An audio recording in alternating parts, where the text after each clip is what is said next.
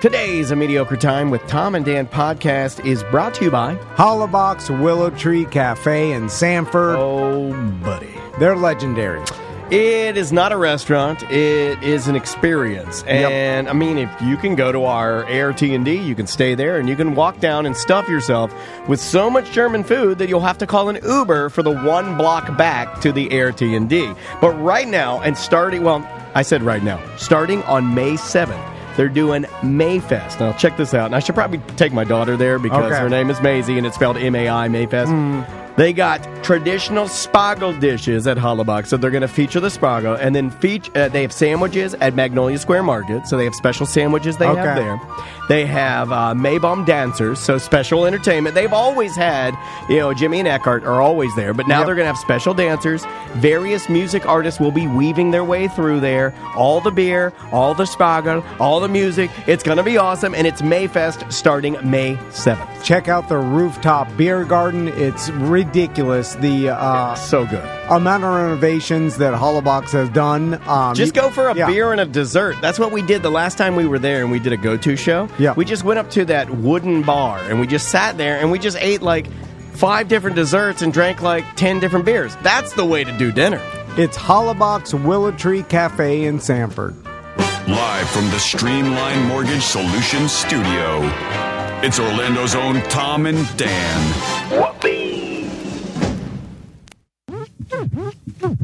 Hello. This is your Mediocre Time with Tom and Dan program. We hope that you will find our presentation precise, joke heavy, and just right. Thanks.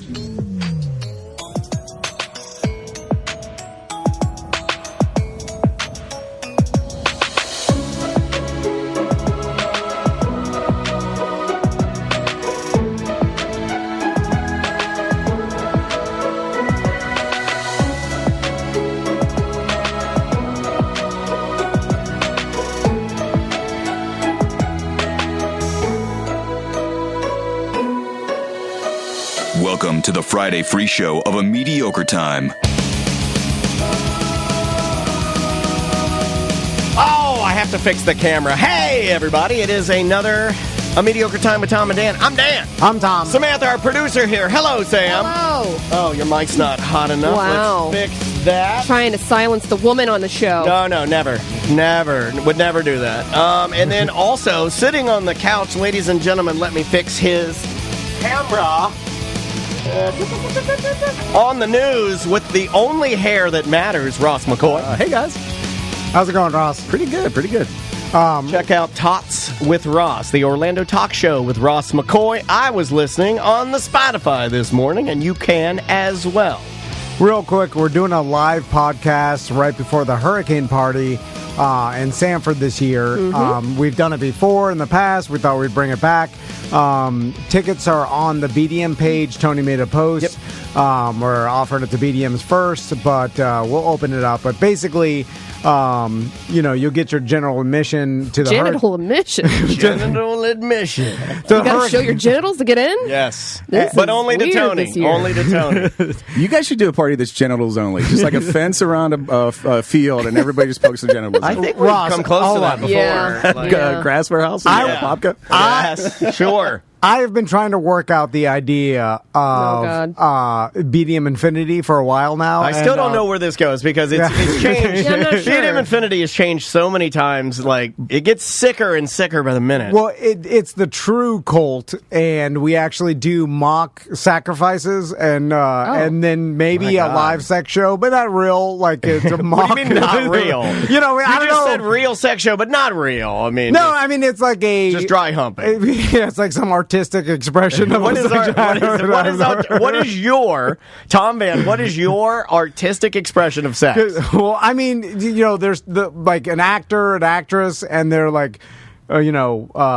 Basically like old why don't you school just say they're Skinamax. having sex? No, because I can't. We can't. I don't know. That'd be way too much money. I feel. What you're talking about, Tom, in the olden days was called a mystery cult. And like what they would do back in ancient Greece is like you'd all get together, you'd say, okay, so we're going to sign up for the Elysian mystery or whatever, right?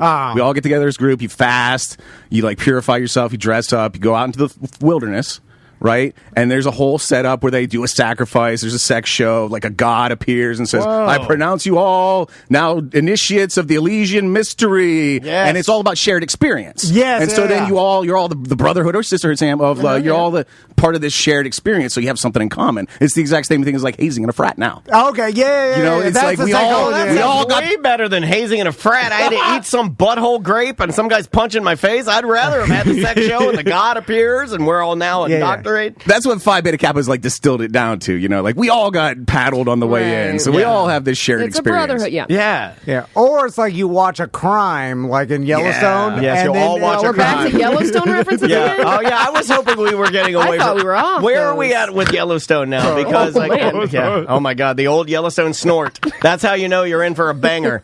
What's weird is that Yellowstone with you burns so hot. I mean, every day you were Every mentioning day. it, and then it was like it's no more What Yellowstone. ended? You know. Well, let's hope it did, because No, it's coming back. you motherfuckers in your yellow, haven't watched one episode and Me will either. not watch it. We'll never watch it. There's titties in it. No. Well, there's I can see titties. titties anywhere. She's got titties. I look You down. always like I it. watched Samantha's titties on her TikTok. Oh, don't talk about it. Why not? I was like, I came for the Team No Kids. I stayed for the titties.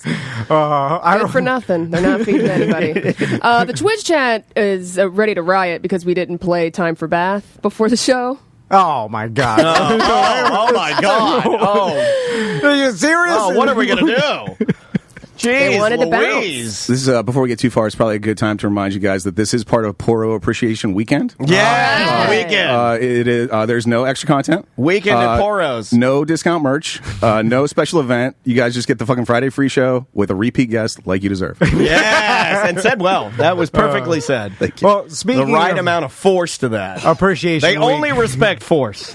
now we may have spent too much money On what? and We may- definitely spent and we too may much. On what? What have do we do now? lost I thought we were mediums. done with all the things. Well, no. Oh, this is the recap. I'm just saying. Well, you know, the shirts. Yeah. If like so, we may That have. shirt thing's all fucked up. Oh, yeah. You know, There are too many shirts. We pissed off a bunch. yeah, Of you people. pissed off Merchman. I'll tell you what. That Yeah, guy, yeah. that poor man. Is he alive? Has anybody talked to Eric? Yeah, I have not. Eric is stressed beyond Yeah. belief.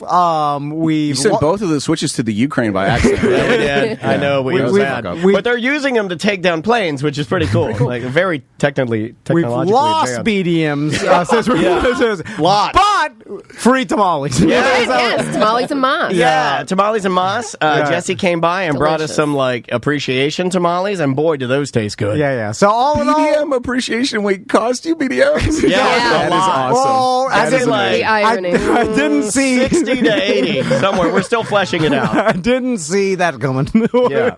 That was like literally the last. I was like, well, this won't cause us to Basically, lose. okay. How could that happen? Ross, basically what we did is would be as if Planet Fitness had one person that just got on a line and then called everybody that forgot they had Planet Fitness and said, hey, where are we at on this? And then they're like, oh, shit, canceled. That's what we did. We did the old Planet Hey. Fitness, dial them up. We've checked the surveillance cameras, and you haven't been here in months. Why are you paying for this? We just want to remind you, it's Pizza Wednesday at Planet Fitness. Planet what? Yeah, I can buy my own You're like, Tootsie oh shit, I'm Rolls. still paying. Yeah. Anyway, back to the. But those live tamales podcast. made it all better. They did. They really did. It's They're like delicious. all this shit was happening. I had a tamale. Ross is here. Ross had a tamale. Yeah. He's got an awesome shirt he's wearing the weekend. Tom's talking to Jesse about moving to Panama. Yeah, No, we changed our life. Tamales have changed your life. Really? Tamales and Wrapped mas. Is that banana leaves it's wrapped Yeah. in? Yeah, oh yeah. Fucking cool. You got to He do it. knows. You got to do it the right way fucking to cool. get the right taste. Tamales and mas.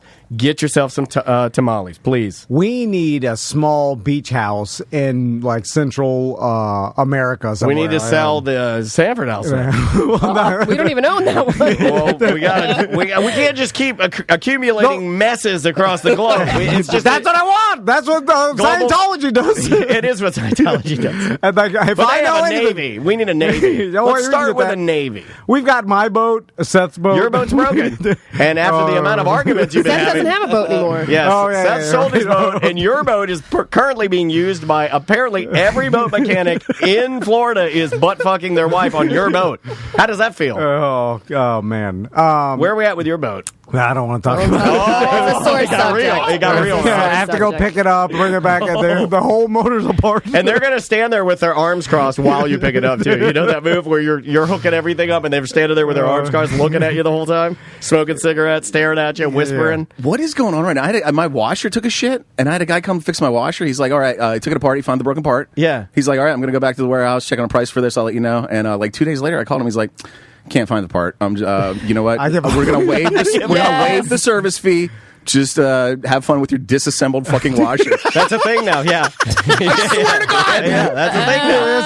It's too hard. I like that guy. He was like, Can't find it. oh, it's too hard. We had a guy- hard pass. We had a guy do that with our security system, like where he came and he's like, "Oh yeah, this is totally doable, easiest thing I've ever done." And then he took everything apart, and then he told Andrew, he's like, "There's nothing I can do." And then he left. I did that. And then Andrea told me that. Well, how do you think that was received to Dan? I'm just like Junior Ross when it comes to anger. You know, like I went, I got real mad, and she's like, "No, I'll handle it." But yeah, it is like a new thing now.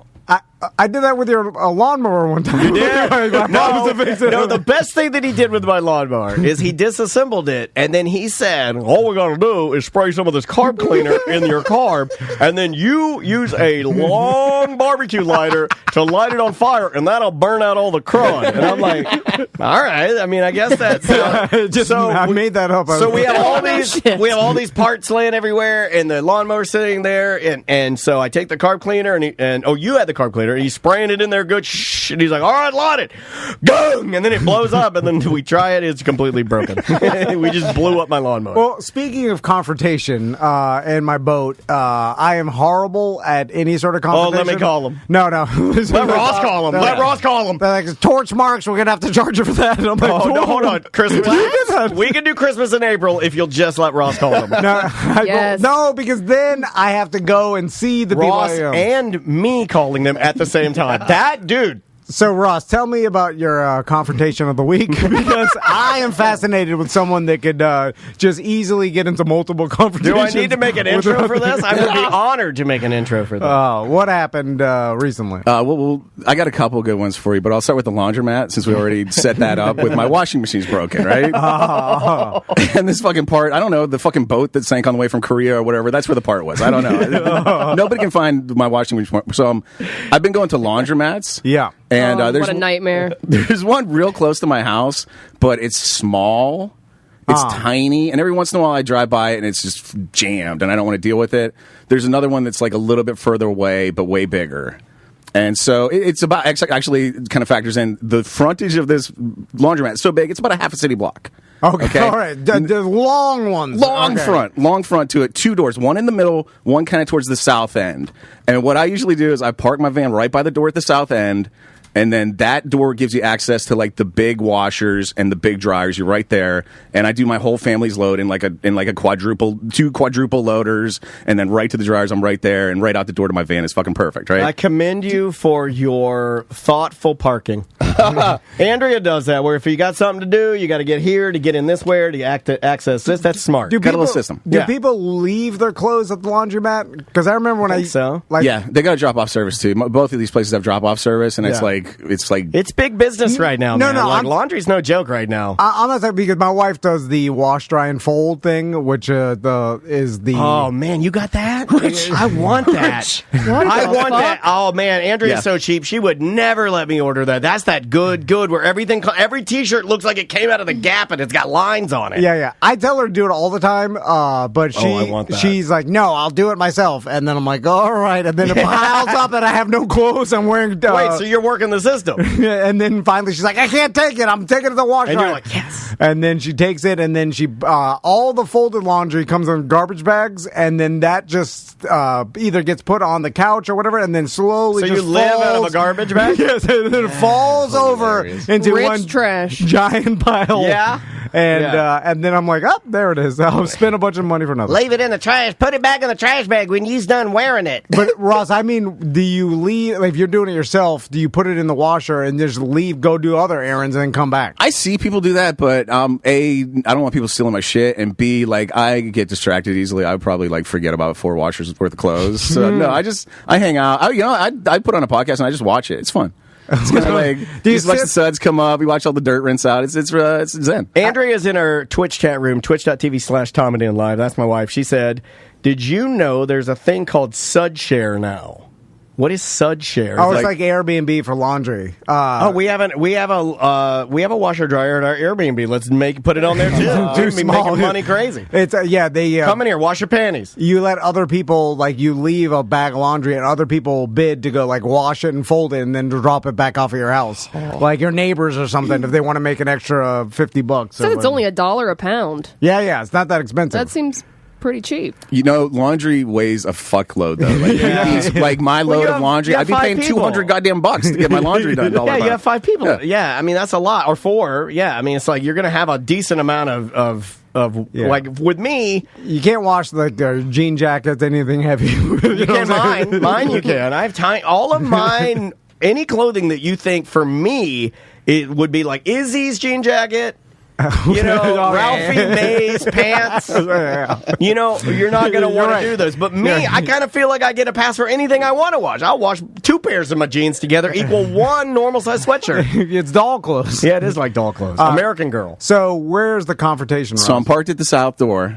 Okay, This is his workflow, Tom. It's been it's a little bit later at night. So I've gone on Google. I've checked the time for last load, which they close at 8:30. According to Google, they close at 8:30, and it's like 7:30. I'm like, great. I had plenty of time. I had plenty of time to get my clothes in, wash them, dry them, be out. They hadn't even started playing closing time over the PA system yet. They haven't even gotten into like B-side semi-song yet.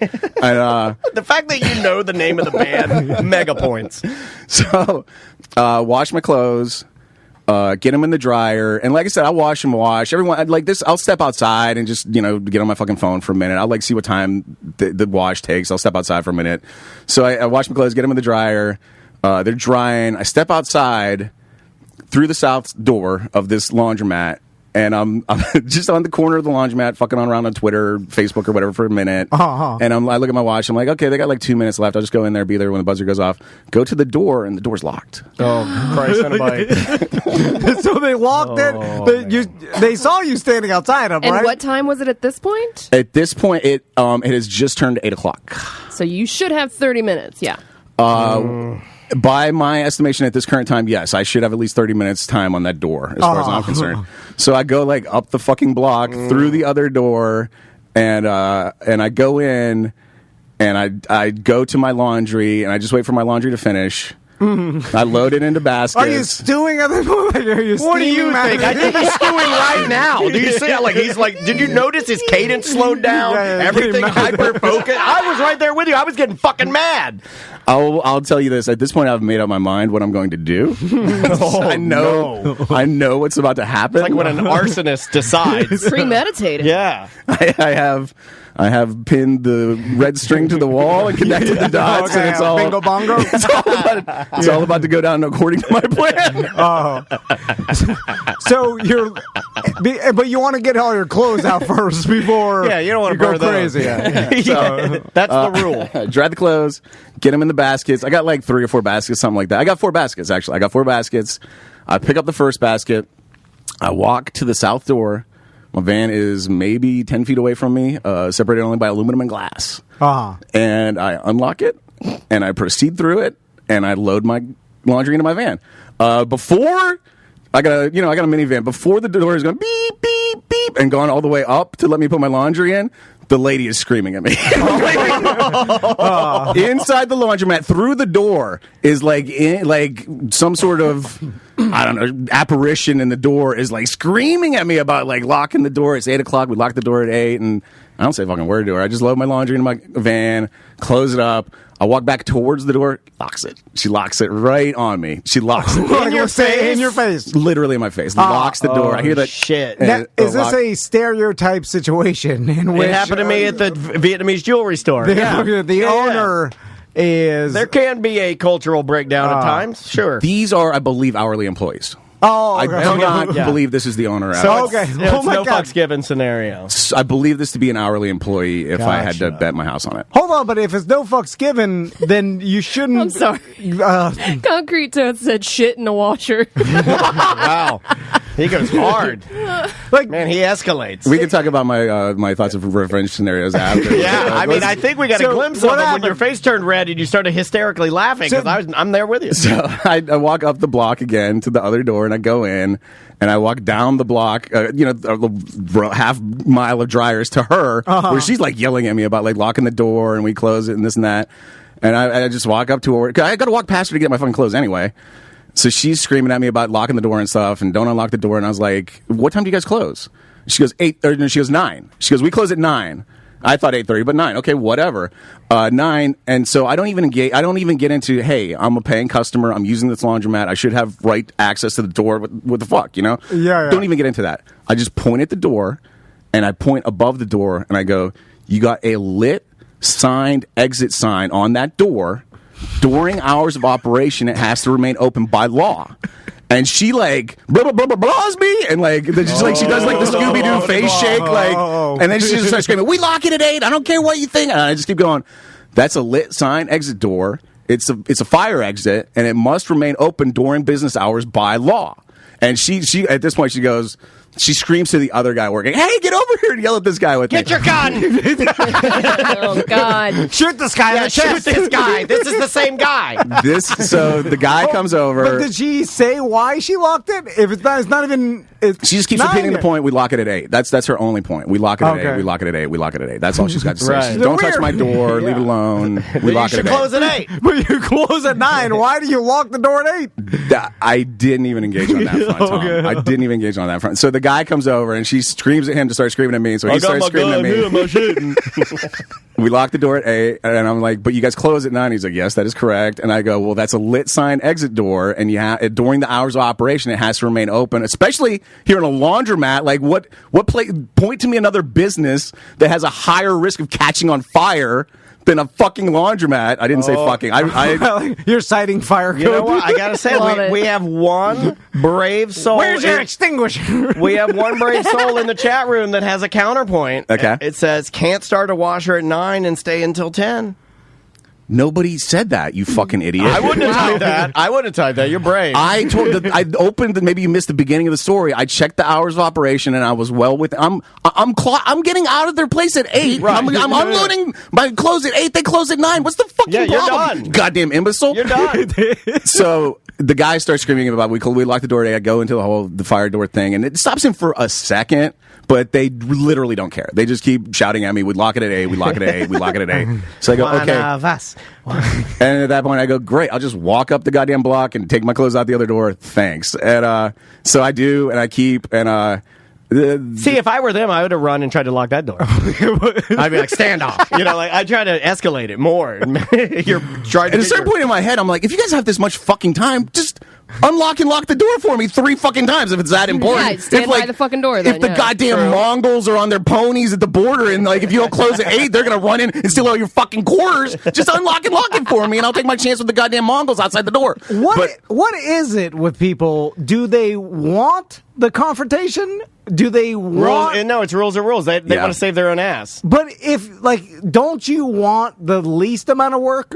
Well, the least what amount are of you work, in this though, for? is to tell him rules are rules and walk away, right? No, well, the least amount of work is to do nothing and let Ross unload his shit and then go back and lock it after instead of getting. You know what I'm saying? Like, who gives a shit? Yeah. It did take a lot of time to the point where I was like, why don't you just unlock and lock the door for me? Like, it would be so much easier for you if this is the case. Or just like, okay, you lock it at 8 every day, and then you're sitting there, and then you see a Ross, he goes there, he's like confused, he unlocks it, he's unloading his shit. Just sit there and watch him, and then everybody leaves, then walk back up and click. Exactly. Right. Like, what? Yeah. It is I don't get it. so much easier. But yeah. But what is the motivation?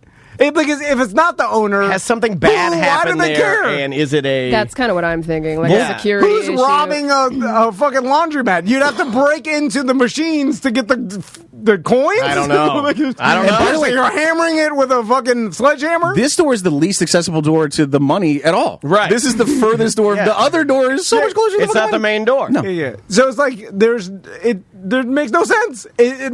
People like Maybe it's like the laundromat version of Ross that wants a conversation. Well, there's a difference, I think, between employees that, okay, like I'm the type of employee naturally where if we all had a business, like this business, right? Yeah. Let's say this is a retail shop and I was selling stuff and we all left and I was going to lock up for the night. And if we closed at 9, I have always had a problem with we close at 9, so I'm going to start locking up at 8:45. Yeah. I've always had a problem with that. You need to decide as a business owner, okay, if you're going to want to start closing at 8:45, then you tell people you close at 8:45, because that's when you're closing down, right? I hate, like, remember that Five Guys, that black-toothed motherfucker? That's what he was doing to me. I knew that you would tell the story and it would infuriate me with my own story because I'm too narcissistic and selfish to not make it about me. And that black-toothed motherfucker at Five Guys, I walked in there and I said, hey, I'd like to get a hamburger, and I had 30 minutes, and he's like, we're closing. You motherfucker, you're not closing. You're not. You had 30 minutes to make me a hamburger. When I used to work at the And sub brush your shop, fucking teeth. I remember You're gross. It's a game you play as an employee where it's the end of the night. It's like a Thursday or something. It's not like a weekend where it's always going to be packed up until close. So it's like a Thursday night, and you close at 9, and there's nobody in the parking lot, and you're like, "Fuck it, let's take a gamble and start cleaning up early. We'll put the cellophane Never over take a gamble. all the crocks of pickles and shit, and like start cleaning up the salad bar, and and just gamble that no one else is going to come, and then we can leave early. And then you start doing that, and then someone pulls up 5 minutes before close, and you're like, fuck! Yeah. and you already, But that's the way it goes. You already dumped the meatballs in the slot bucket. And there's a way and then around they that want too. meatball Like, soup. I've seen and people you get it out of the slot bucket. I've seen people manage that correctly. Like the correct way to, in my opinion, the correct way to manage that, and I've seen people do this, is if you close at 9, somebody walks in at 8:58, you allow them to come in and order, and everybody stays on until 9. At 9, as those people are eating, you walk over and you lock the door, not letting anybody else in, but you allow those people to finish their meal. Universal, like working at Jurassic Park, right? If you get in line line closes at 9, you get in line 8:59, you're good. You get in line at 9, you're good. We close the line, we process that whole line. Right. Everybody gets to ride the fucking ride. You can't get in line after 9, but if you got in line before, you get to ride. Right. Nobody gives a fuck. Especially now, and like you're an employee to a company, you're like, fuck this place and fuck this job. And like, I can get any job. Everybody's hiring, so I'm not doing shit. Oh, it's true. Customer service is dead. It is dead. We killed it too. It was our own fault. Now, do you guys ever have really good customer service? And pointed out, I had to do this last night with Maisie at La Fiesta. She loves La Fiesta. It's her She's working there now? She could. She loves that place. I mean, it's her favorite restaurant. But she said, as we were sitting in the car, we had this younger girl wait on us, and she got everything wrong. Everything we did wrong. And we were all patient with her. We knew she was new. It's fine. We're going through this, we're coming out of the pandemic deal. People are getting new jobs. She was really sweet, but she was a terrible waitress. So when we're in the car, I said, man, I hope we don't get that. I shouldn't have said this. I was being negative in front of Maisie. I shouldn't have said this, but I was like, man, I hope we don't get that same lady that messed up my tacos. I shouldn't have said it. Maisie goes, Dada, she was new. And I like that part. Yeah. I like that part because okay, good. I haven't made you like me. All right, you're good. You know what I mean? Like I was like, okay, that's good. And then May goes, I hope we get that old lady.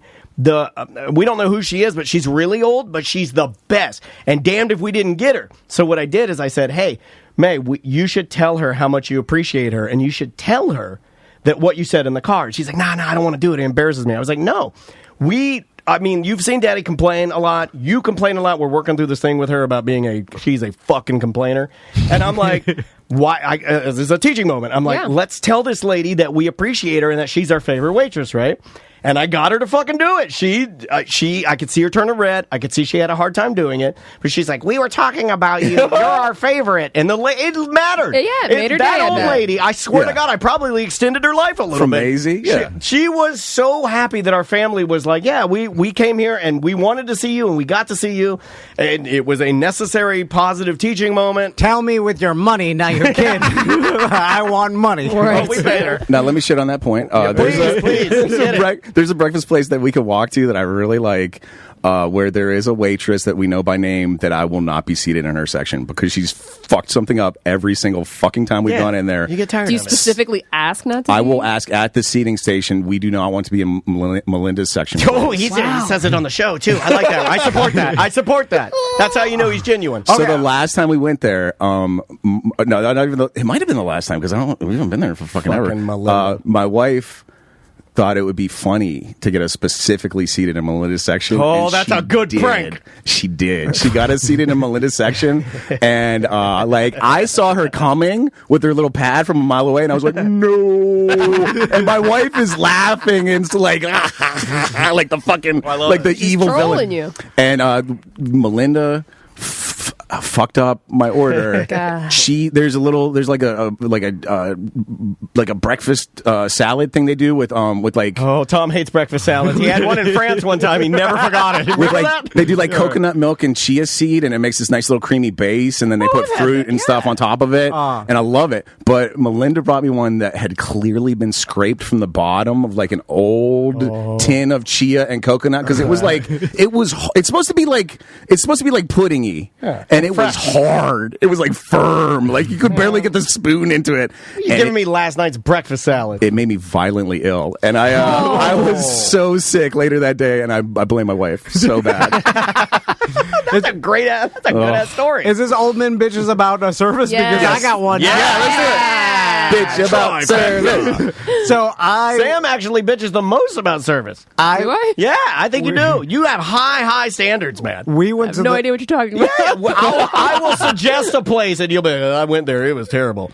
I think you have very high standards. We went to the beach over this past weekend, and we wanted to go up because Turkey Leg was up. He wanted to go see Ron John's because it was a tourist. Why would anybody go to Ron John's? And so we to get subs at Publix, we went to the Cocoa Beach Publix, right?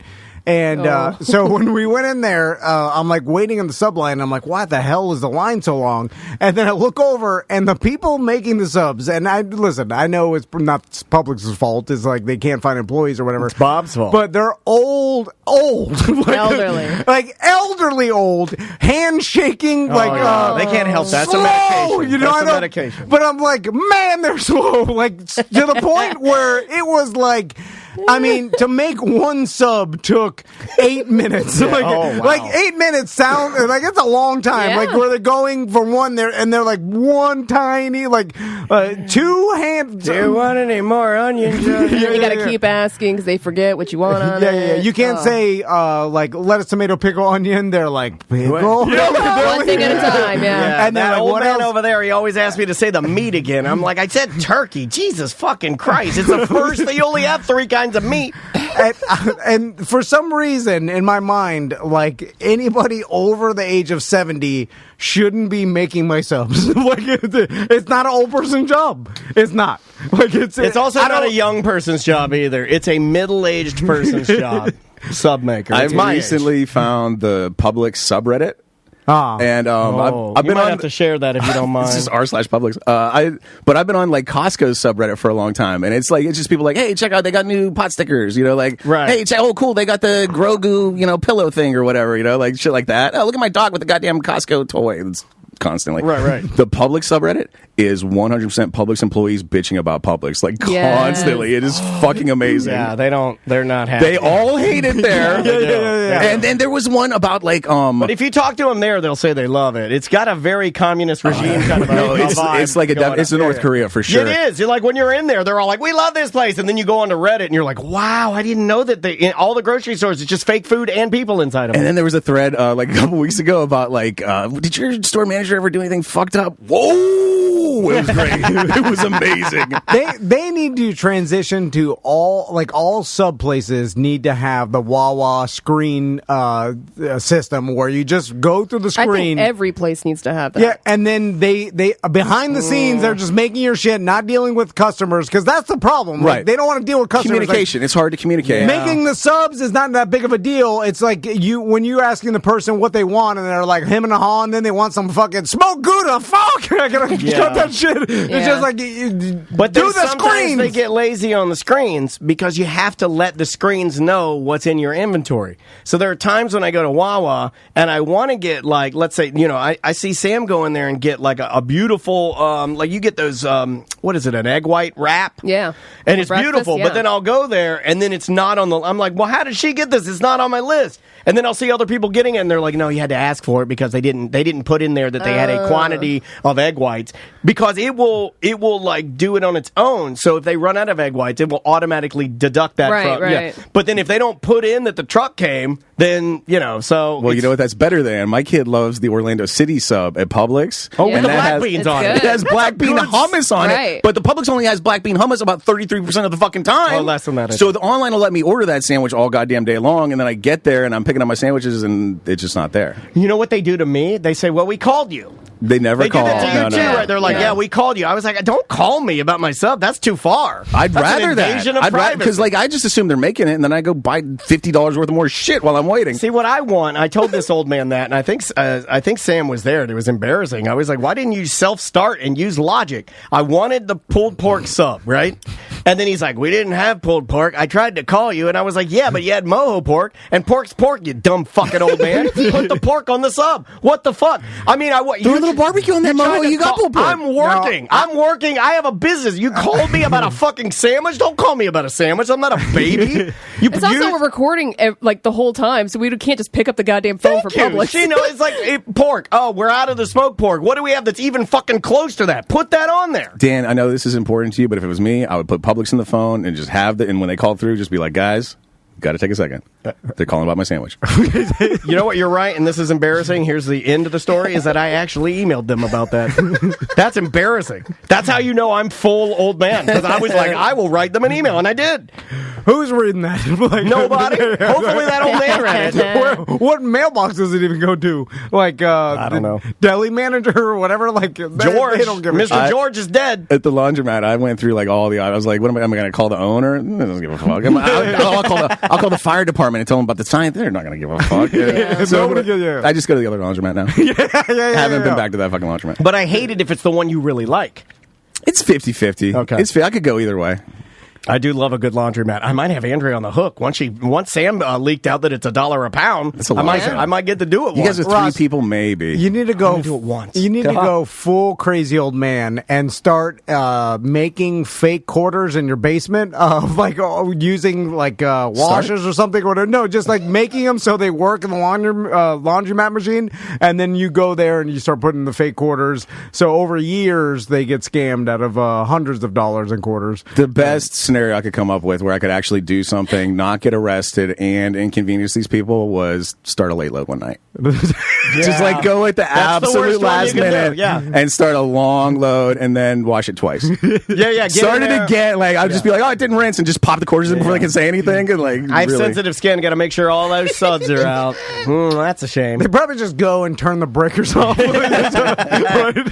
Bring a generator. I mean, at that point, they're Bring a stealing my generator. clothes. I'm calling the cops. All right. Oh, there's a whole thread in the Publix Reddit that says, name something that's equal to or worse than a customer walking up to the deli at 9:58 p.m. Oh, yeah. That's Hold good. on. See, they hate us too. Yeah, they do. That's a flawed statement. Should have been 9:59. 2 minutes. You can make us up. It's You know true. what? Yeah, I You mean, can throw a sandwich together in 2 minutes. Not those old men. 8 minutes. Want to take a little break? Yeah, let's take a break. We'll do some news after this. Then we got some dump them out. Dig it. Oh, we have a guy that called in who hates dump him out. Oh man, does he hate it? I got a confrontation where I probably was the asshole too. Okay. It's probably Oh, my wow, you're flipping That's the a good one. script. That's a good one. All Okay. right. You've got all of that to look forward to. The name of the band, Cave In. The name of the song is Blood Spiller. It's a positive, uplifting song. We'll be back with more A Mediocre Time. 1-844-TOMNDAN. Show at tomanddan.com for last minute emails. We'll be right back.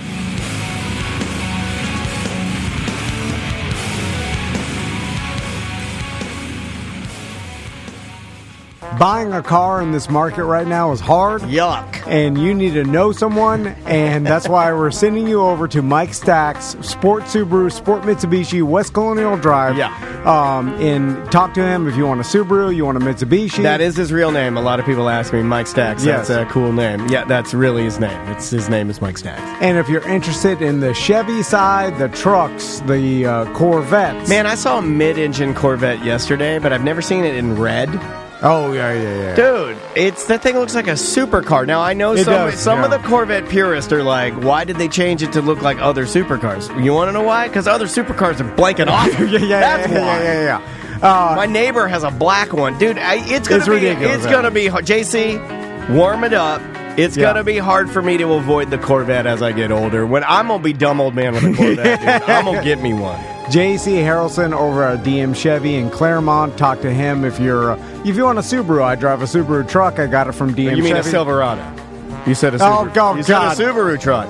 You know, there are rumors that they have a Subi truck. Yeah, I know. But your neighbor, I believe your neighbor Francis was the one that said, "Hey, check out this Subi truck." They're rumoring.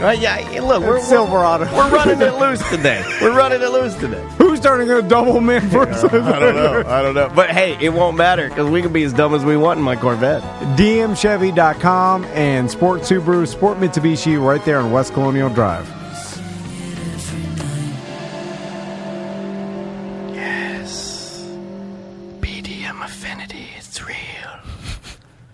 Welcome back to A Mediocre Time with Tom and Dan. I'm Dan. I'm Tom. When are we going to get our own island like Jared Leto?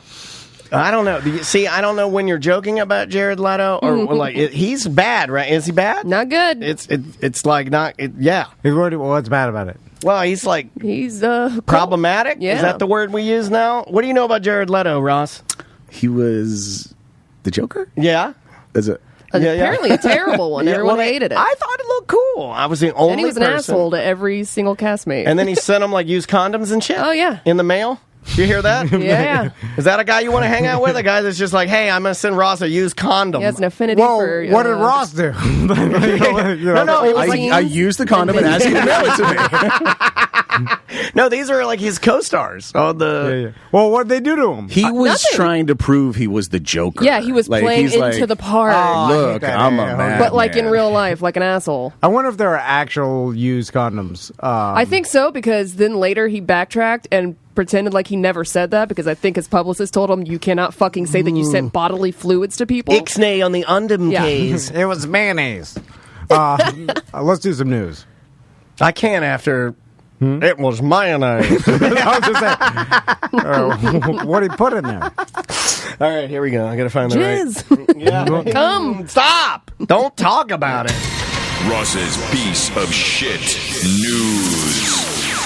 God, I don't want Tom saying that, and I don't want you saying that right after he said that. Brought to you by JustCallMo.com. Injured on the go. Just call Mo. It's the DeWitt law firm.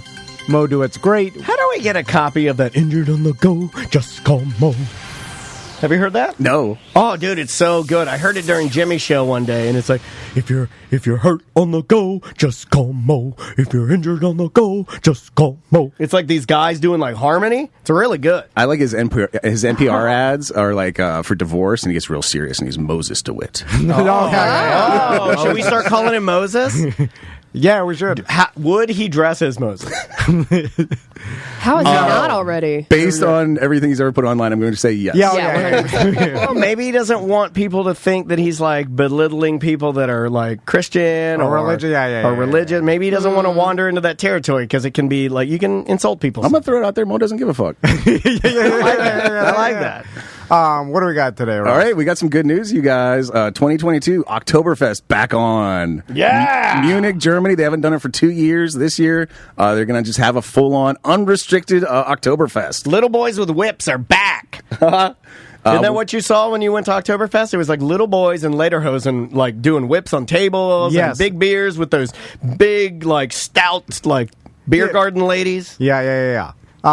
So they haven't done it for 2 years, correct? Correct. The previous two, they're usually attract about 6 million people to Munich. They're hoping a bunch more this year. I was just laughing with Sam about. Wait a minute. There's absolutely no We're way. laughing. We're laughing. I'm with you, now. Ross. There's no way that, no. Okay, we weren't actually laughing. We just. So you're a liar. I was saying words with Sam. Don't say that. Conversation. That sounds horrible. And there was and this is a nice thing. I don't mean to belittle it at all. But What you want me to spell? Doogie Howsen? there was a BDM that had their grandma that just moved here, and she is It's her mom, but yeah. Oh, it's her mom. Wow, So that's insulting. Sorry, she's like 96. You look like a Yeah, grandma. she's turning 98 on Sunday. 98. Yeah. So, and then she was like, she doesn't have any friends. So BDMs come by, say hi to her, whatever. And I'm like, wow, we really turned the corner where pandemic to now every stranger comes out and say hi to my grandma. I'm coughing my grandma's mouth. Like, we can get back to normal fast. Yeah. It's like, Give your grandma a big Richard Dawson kiss. Like, right it on the never cheek. happened. Come to her party. She wants to do bobbing for apples. Yeah, Like exactly. I'm sure in Oktoberfest, it's going to be just as crazy and as packed. Like there's not even going to be ease into it. It's going to be like back to normal. Like, like Oktoberfest, everybody partying exactly how they used to do it. Dancing on tables, slamming big boots of beer around. Sharing boots. Yeah. That was going to be back to normal. Which I thought was disgusting pre-COVID. Yeah, because I always, I guess if you hand me the boot first or second, I'm okay with it. But I used to always get Depends it on towards who's the first. end. And I'm like, oh, man. And then Big Rick hands it to me, and I'm like, uh-oh. Yeah. And then No offense, Rick, but, just larger mouth. Larger mouth. the person right before you, he's just chugging the Yeah, boot. he's drinking all of it. And backwash is getting There's no way it And doesn't. then, the last gulp, it catches, his throat log, and a little, yeah. and then he's so back to So disgusting. And then you see, and he's slobbering like a dog inside of it, and he hands it to you. yeah, then you see one Cheez-It, Right, right. But the good thing about a boot is with that little toe piece and all, it's super easy to wash. they stay clean as hell. They do. They have a special candy cane bristle brush. Yeah. But you can't get the very end. It's the black at the end. You can't. You just don't talk about that, right? And you hope that it seals itself up after a while. Next story. All right, let's go to Portland. They just recently passed an ordinance to ban the for-profit display of human remains. Why did they have to do that, Ross, you ask? Recently, some guy, this guy, World War II veteran, his wife thought she donated the body to science, but what ended up happening was the body ended up in Portland, and some guy sold tickets to the Portland Hotel and did a live dissection of this dude. Oh, my God. That's dope. Yeah, right? I mean, that is crazy. First fucking thing I thought. I would have gone. Yeah, I think I'd be Absolutely. tempted to be buy a ticket because I wouldn't think it would. I'd be like, of course this is legal because they're doing it. Does he have any experience with dissecting a human body, or is it just Look at this. Oh, man, it's the food bag. I got the food bag here. And then, oh, God, look at these pink things. Did he go to med school or something? Like, is there any background of dissection, or is it just like, hey, I'm going to cut open this corpse? I'm going to cut open my grandpa at the hotel. Who wants to come? $5. I mean, if it would have been his grandpa, it would have been fine. But apparently, he bought it from some medical supply company. If it's casual, this guy ended up at. I feel like if it's casual and you're like, hey, everybody meet at the hotel, bring $5 and we're going to cut this dude open. Why would you want to see that? I've never seen it before. Yeah, but it's disgusting, right? I don't know. Morbid. Never seen it. Yeah, but you could imagine what it would Some be people like. are just fascinated with stuff. you I know? mean, I couldn't do it. There but- is a It's reason horrible. why most podcasts that crush are only about horrible things. It's true. If you look at the Yeah, top I list, listen to a shit ton of murder stuff, but Yeah. I'm not watching anybody dissect a body. right? Yeah, I mean, it's even gross. they're even right now, the latest time suck I think I saw is Vladimir Putin. It's not like it's uplifting stuff. You know what I mean? It's that is the people crave that stuff, man. there's They a- love that. People stuff. watch surgeries and stuff. Oh yeah, my wife loves that stuff. There's I a can't. major art installation that travels worldwide that is just human cadavers sliced into thin little Yeah. slices that came through the Orlando Museum of Art I went a to year or that, two yeah. ago. And I went it's- to that. It's world famous. They're Asian prisoners too. It's kind of gross. And They take these guys. It's like they- they're all muscle. Like, look at this Yeah, they muscle just horse. skin It was like yeah, and then they skin them because Gross. and they don't. They're prisoners, so I don't think they didn't have a choice. They're like, Yeah. I'd like to donate myself so the Right. these white people can learn about the body. It's like, no, that's They not how it works. died of natural causes. Yeah, probably of building things and collapsing because they didn't have Gatorade. Exhaustion. Well, I mean, they worked to death. That's, no one killed you, technically. My dad said he worked himself to death. So they banned it just for this one dude? It's because it seems like this is not a thing that happens that often, right? It's like, I've never even heard of this. Yeah, I'm in agreement with you, Tom. The Portland City Council really freaked out about this one live human dissection in a theater. Well, I'm just saying. The chat room was saying that this has been popping up across the nation Really? a lot. Really? Yeah, like this is like a thing now where people are buying bodies and then charging to have like house show autopsy. Can you Let's do it live at Johnny's. Do it at the hurricane party. Autopsy Johnny's meetup. other side. Yeah. Oh, it'd be like that sandwich making contest we did that one time. That went great. God. Mustard everywhere. I feel, well, it was mustard. I mean, that lady, I felt so bad for everyone's eyeballs that day. My God. So, Oh, that was terrible. can you just buy a cadaver without having any sort of documentation of what, can you just buy Why don't we it? try? No. Why don't we Where try? do you buy it from? Like, is there some sort of like medical facility that sells human organs and like parts and like that to other medical facilities or anybody? Can you buy you can buy any type of other animal. Just humans would be hard to come by, right? I was reading up a little bit about this because I saw a human skeleton for sale online the other day, and I was reading up a little bit. Apparently, like it was kind of a free for all. I forget what the time period, like the 70s, 80s, something. They made a rule about it, kind of. So until then, it was kind of a free for all. So you got like a lot of skeletons from all over, and a lot of them apparently came out of India. Like your human display models, like you'd maybe see in a classroom or something. If you're growing up, when you had a just skeleton Right. in the science teacher's classroom or something, some Indian dude or something. Yeah. Well, anywhere where there's that haunts my nightmares now. Wow.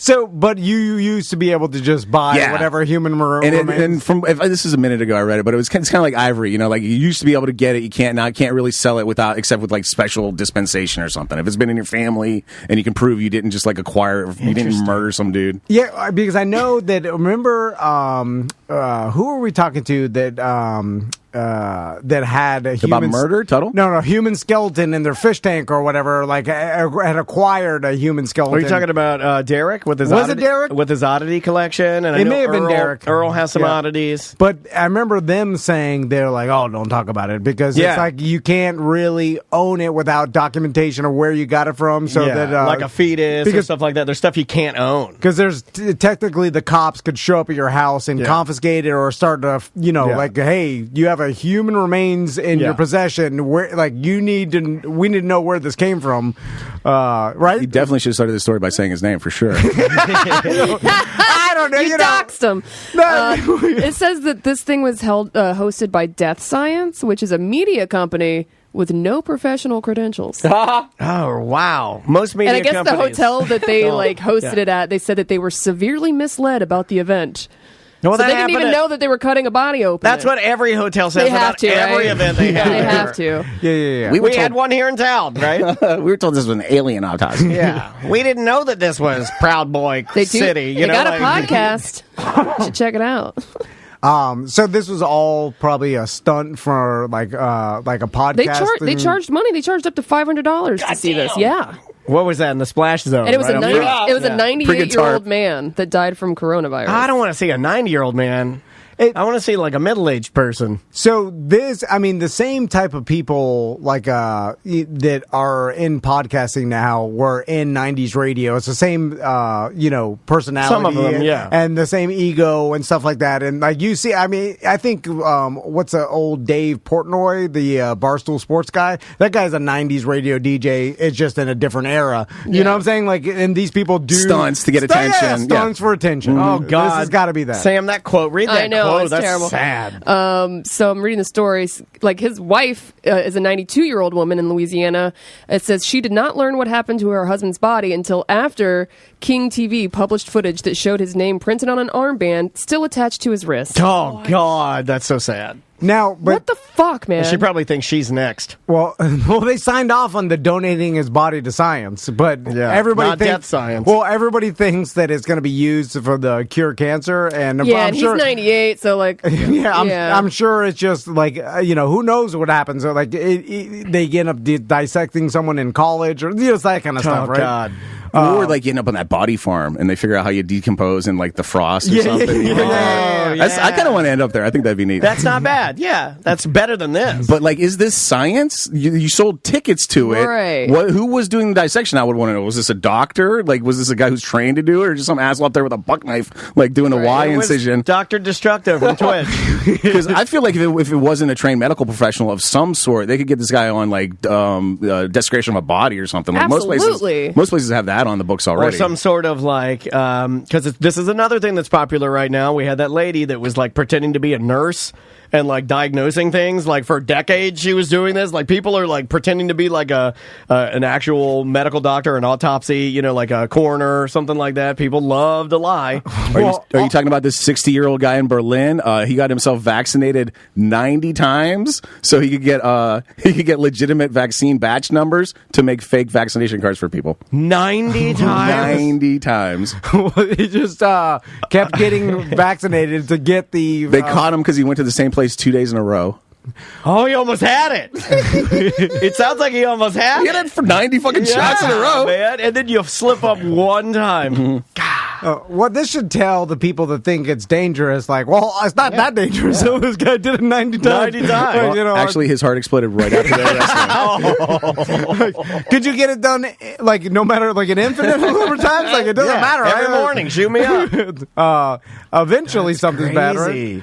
Wow. 90 times. That's a lot of ruined weekends because all my friends, everybody, I get it. You get the booster. Oh, I feel so sick. Was this guy sick 90 times? No, I probably didn't do shit to him, And how many holes did they have to ignore to like do this? You know, like, did he wait aren't you supposed to wait like a certain amount of time before you're like, oh, it took? well, he went 2 days in a row, so Yeah, definitely so not. he's just going and getting it every day. Like, I think that's really bad for you. But also, it's not like, nowadays you got your state issued driver's license that have some hologram built in and it's some like, the code in the back they scan. Like there's technology built into it. Most vaccination cards are just a fucking printed out card with, you know what I'm saying? So Mine's written in it's got a bubble heart on the eye of my name that some lady wrote. seems easier just to forge the piece of paper than actually have to go through the actual vaccination. I don't know what Yeah. the system is in Germany though, but he was forging the cards, but he needed that legit number on like the vaccine batch.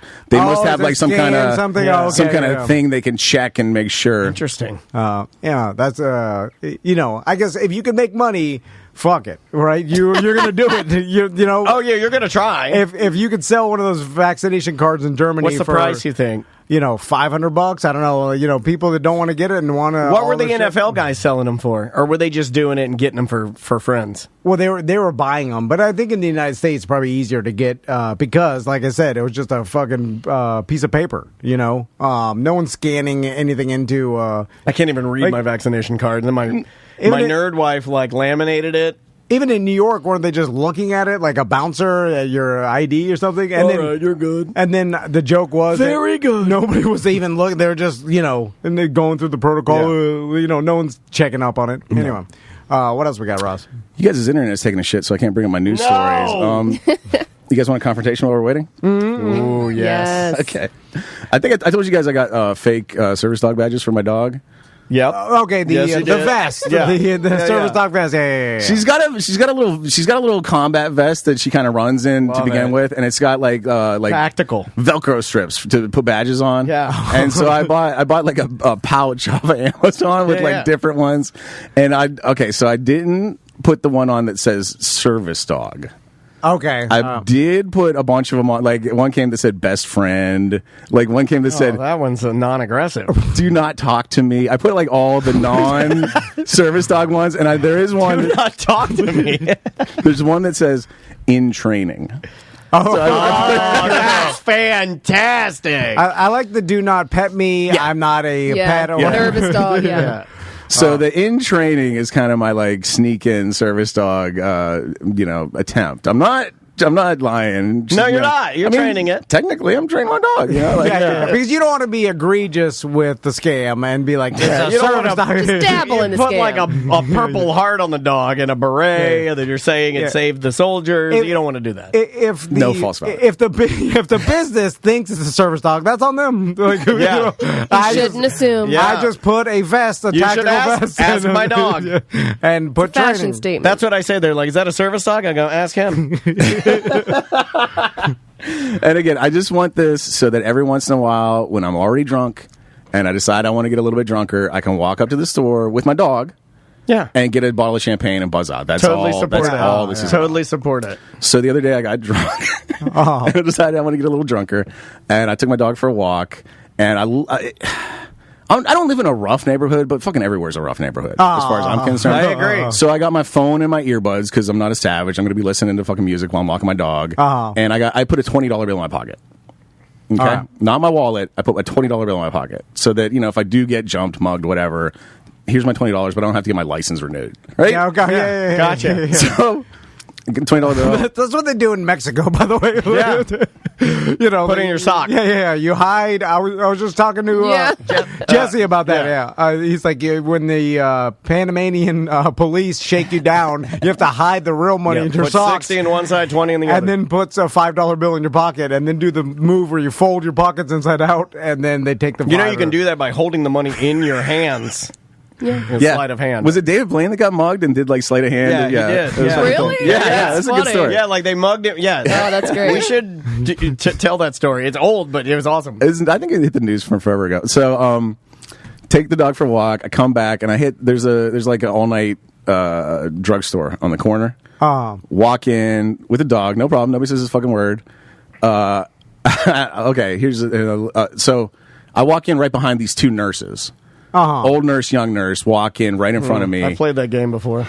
I gotta walk past them, go to the booze aisle, get my $10 bottle of champagne because I'm a fancy gentleman, and I go to check out, and I got my $20 bill, got my dog.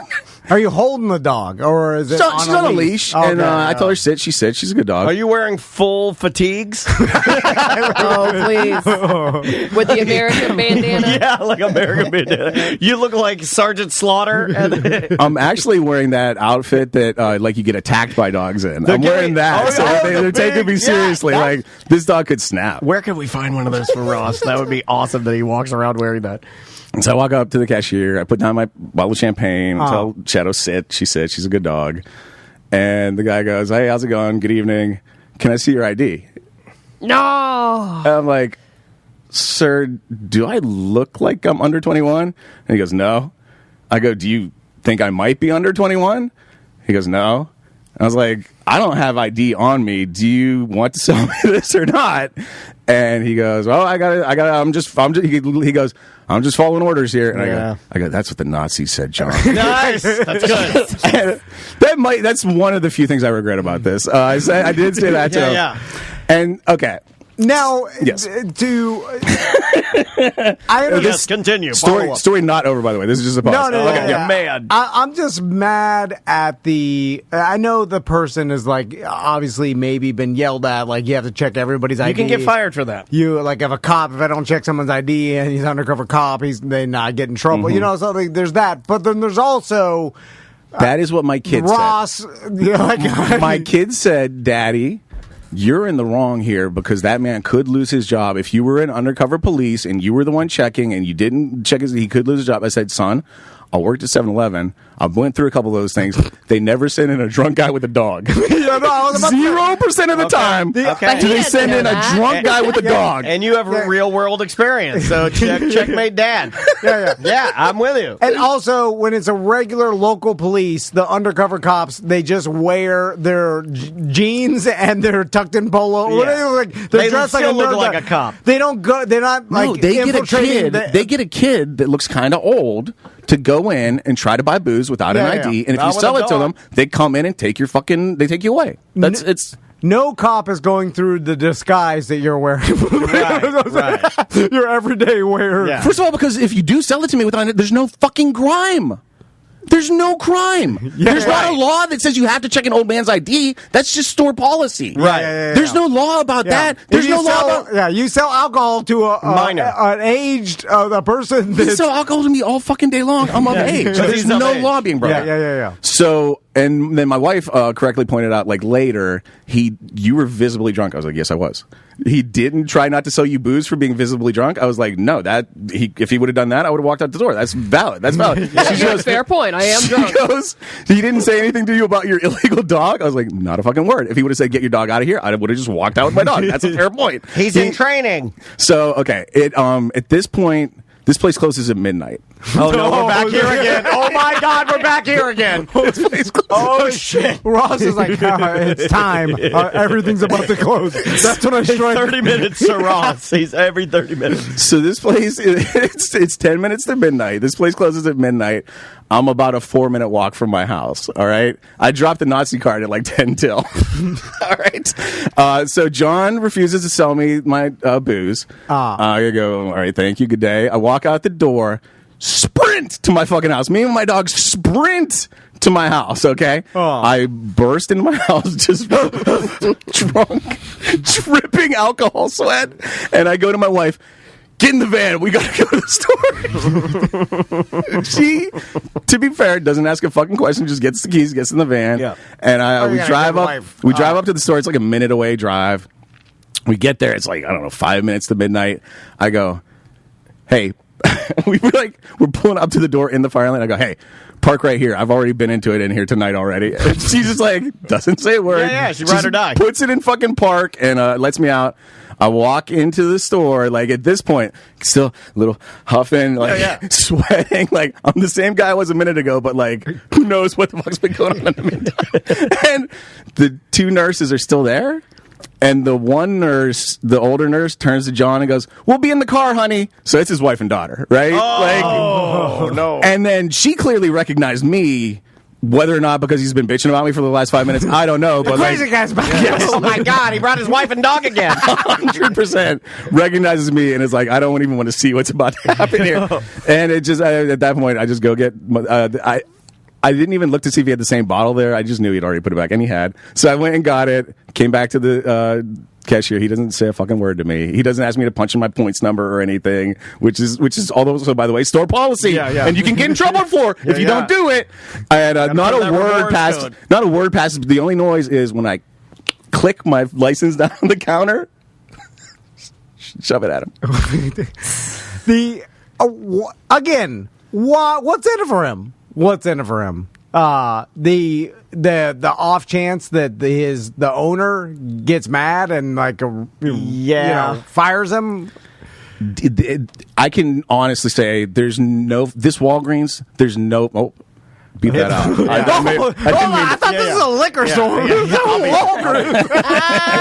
Hold on. No, I'm on that guy's side. There is no buying champagne at Walgreens. There's $11.50. He's a fancy boy. ABC closes at fucking 9, Tom. Yeah, they do. If I decide I want to get drunker at 11:30, I have limited options. He's right. Hold on. I thought this was a mom and pop liquor store that is dusty shelves, and it was like, what do you got? I didn't know this. No, that would make sense. That lady's got something to lose. Say, that'd be more. That person, this giant corporation. Who gives a fuck? Did John at fucking the Walgreens kind of what skin does he really have in the game? And he admitted, he looked at me and he admitted like he had judged me above 21, so he knows he can legally sell me booze. He's just being a prick to be a prick because he knows he's got that I got to do it because they say so card in his pocket. But he also probably doesn't have that many experiences with champagne purchases, right? Like how? Okay, I see your argument too. Yeah, most of the time he's dealing with hemorrhoid cream and other tampons. Yeah, tampons and whatever the hell Makeup. else. We're talking about a $10 bottle of barefoot bubbly. I'm not buying Dom Perignon at the fucking Walgreens. Yeah, but then it's like hold on. Now I'm on this guy's side because it's suspicious. He's like, wait a minute, this guy. So why is he buying? It also champagne? means a lot to this guy because he came back with his family. Like there's a lot going on. Why here. is this gentleman buying champagne in full fatigues at Walgreens? You know know why. I know why, because Ross taught me that barefoot bubbly's pretty fucking good. Dude, 12% alcohol. It's good. It's good stuff. Yeah, don't sleep on it. Yeah. Also, if you're buying pizzas, frozen pizzas, Hold on a second. That's my favorite thing to buy. And the Dwight TGI Fridays potato skins. and Dwight Yoakam's chicken kickers. And maybe some of those. It's not the Ben and Jerry's ice cream, but just the little cookie dough bites they put in the bag. Yes. Those things. Those are great. They do give me diarrhea though, because I ate a whole thing of them one Oh, time. my I fucking mowed God. right through They're so them. good. Then there's a little area for like some cheeses and milks and stuff. It's Yeah, like, yeah. It's like They started selling sushi at Walgreens. It's fucking They had like weird. sad dad breakfast corner where you walk over and it's like frozen pancakes, eggs, Fruit. milk, fruit. It's like stuff that dads forget when it's their night to keep the kids. It's sad. Yeah. And holiday stuff for people who forgot about the holidays until 11:30 Yeah. at night. Yeah. I like the beach section or Yes. in the You can get a Walgreens. good sundress. and Sarongs. flip-flops. They got sarongs. Well, near the coast, they always have a little beach section. It was like, here's some sand toys. It was like, sand toys. There's the sarongs and towels. and flip flops. The one by me, they somehow got permission to make T-shirts and socks and like shorts with the local high school logo. Yeah, some They of got them do high have school that. fucking. There's like a whole high school merch section There's in the like an goddamn Oak Ridge Walgreens. High School shirt. Yeah. Wait, so It Walgreens is are now weird. selling Oak Ridge High School? Well, by me, it's Boone, but yeah, Right. yeah. Like, what Weird. was the... Who wants that? Like, you know what I'm saying? Like, is it... Does it sell? I would wear a Boone tank top. I would. But it's like, did anybody go? Like, what even gave them the idea to start selling high school, like local high school merch? Well, you got a lot of time to kill when you're waiting for guys with dogs to roll through. You got to think of something to do. You know, and especially like the last time I've been in like CVS or whatever, there's never that many people like shopping around in the fucking store in the middle. Like, you're the prescription place. I do love shopping in there. I like going down every aisle. What? I don't know. It's like I like it. Dude, it's weird because they got a little bit of everything, but never what you need. Exactly. Yes. It's like everything in here is useless. Walk around. That's what I do. So I walk around. I And think I look needed at- like electrical tape one day. I went. They got 75 different kinds of duct tape. They got masking tape, but no fucking Packing. electrical tape. They just never what you need. Yeah. Yeah, A lot of die-cast cars. You need a hammer. They got a screwdriver. They got a fucking saw. They do not have a hammer. I enjoy all of the as seen on TV products. Oh, I do love the SC on TV aisle. I enjoy generics. I will walk and look at like what are the new medicinal uses of copper? yeah, I like all of that. My stuff. husband, no matter I love all that where stuff. we go, any store has to check out the clearance section. Yes, Why? Every time. There's garbage. treasure. treasure. That's not treasure. It's treasure. Half the time, most of the time, he doesn't even buy Yeah. anything from the section, but we have to. Wait we till you have see to go Ross's look at treasure it. report after he gets done with his altercations and Hold treasure on. report. Ross McCoy, altercations and treasure report. From the Walgreens clearance. Yeah, Jackal's cart. working on a theme for you for Ross's new altercations. Nice. Yeah, we're gonna do altercations. And then there's Why do men like to go to the clearance section? Everybody in the chat is I like, go "Yeah, I love clearance. clearance." I go toys, board games, automotive. I always walk the automotive. Clearance, because if it's something you need and it's half off, Then you're like, hell yeah. score. Yeah, and then I'll walk through nothing the, you need. There's nothing you need. I'll go through the like nail weight loss polish. tea. Like I'll You're like, walk oh, through the nail polish and I'll be like, imagine if they had this for boys. Like I do. I walk through there. I look at all of it. I'm like, I do the same thing with tampons. Yeah, I just walk through it. I look at all the stuff. Then I'll go back in and I'll look at like where they have the beer, and I'll be like, so that's the type of beer that people drink around here because they only carry what sells. Local, yeah. Yeah, it's weird. I very much enjoy stores. That's why I'm a Walmart guy. That's why the one down on International Drive, the Walgreens down on I Drive, is nuts because it tries to cater to people from all over the fucking Yeah. world. So like the just UN. Weird. Yeah. It's weird. It's like, why? Who is buying an end cap of oddly shaped metal cars? Yeah. Like, because they'll sell that where they're not Matchbox No. shape. They're like 5 times bigger than Yeah, Matchbox, but they're metal. not real cars. They're just variations of real cars. But like the doors, are like, who is buying this? Dads that are sad. Is it sad dad? Sad dads. That buys it for the kid's birthday party Yeah. that they're going to? Oh, their kid's in the Walgreens, and he's going there to pick up his Viagra, and he's going to drop him off his mom's house, and the kids won't shut up. He's like, here, hold this car. And he's like, how much is that? And he buys it. But If you were a kid and somebody shows up to your birthday party with 3 boxes in Walgreens bags. Their dad stopped and just picked you the 3 shittiest 3 for $20 toys that he could find last second. Isn't that what Five Below is for? Like, that's substituted the whole point of going to Walgreens and buying toys or all this shit. I still haven't been. You haven't been to Five Below? It's great. I don't know. What? You just blew his shoes That's off. what you said last time. Hold on. Five Below. It's great. I love it. I've only been a couple times, so I'm more in your camp, but I do see That's the where value. I found the little Bluetooth thing that we have at the Air T&D. Yeah, It's Five Below. Andrea loves it. She goes there, and arguably she can find some pretty amazing stuff. But I've only been once, and I thought it was I kind got a of Fraggle Rock T-shirt there for $5. kind of flea worldy. It's the Target version of the dollar And store. it's all scrunched down into one small store. It's great. Yeah. And like because they set the price point at $5, they can have a lot more options. But they do have some stuff in there that's more expensive. And I hate that. When I Yeah. get up there and you have that magnetic telescopic wand for me to get screws out of my engine, I don't want it to be $12. I want it to be $5. Don't lie to me. Now, Five Below or Raw Stress for Less?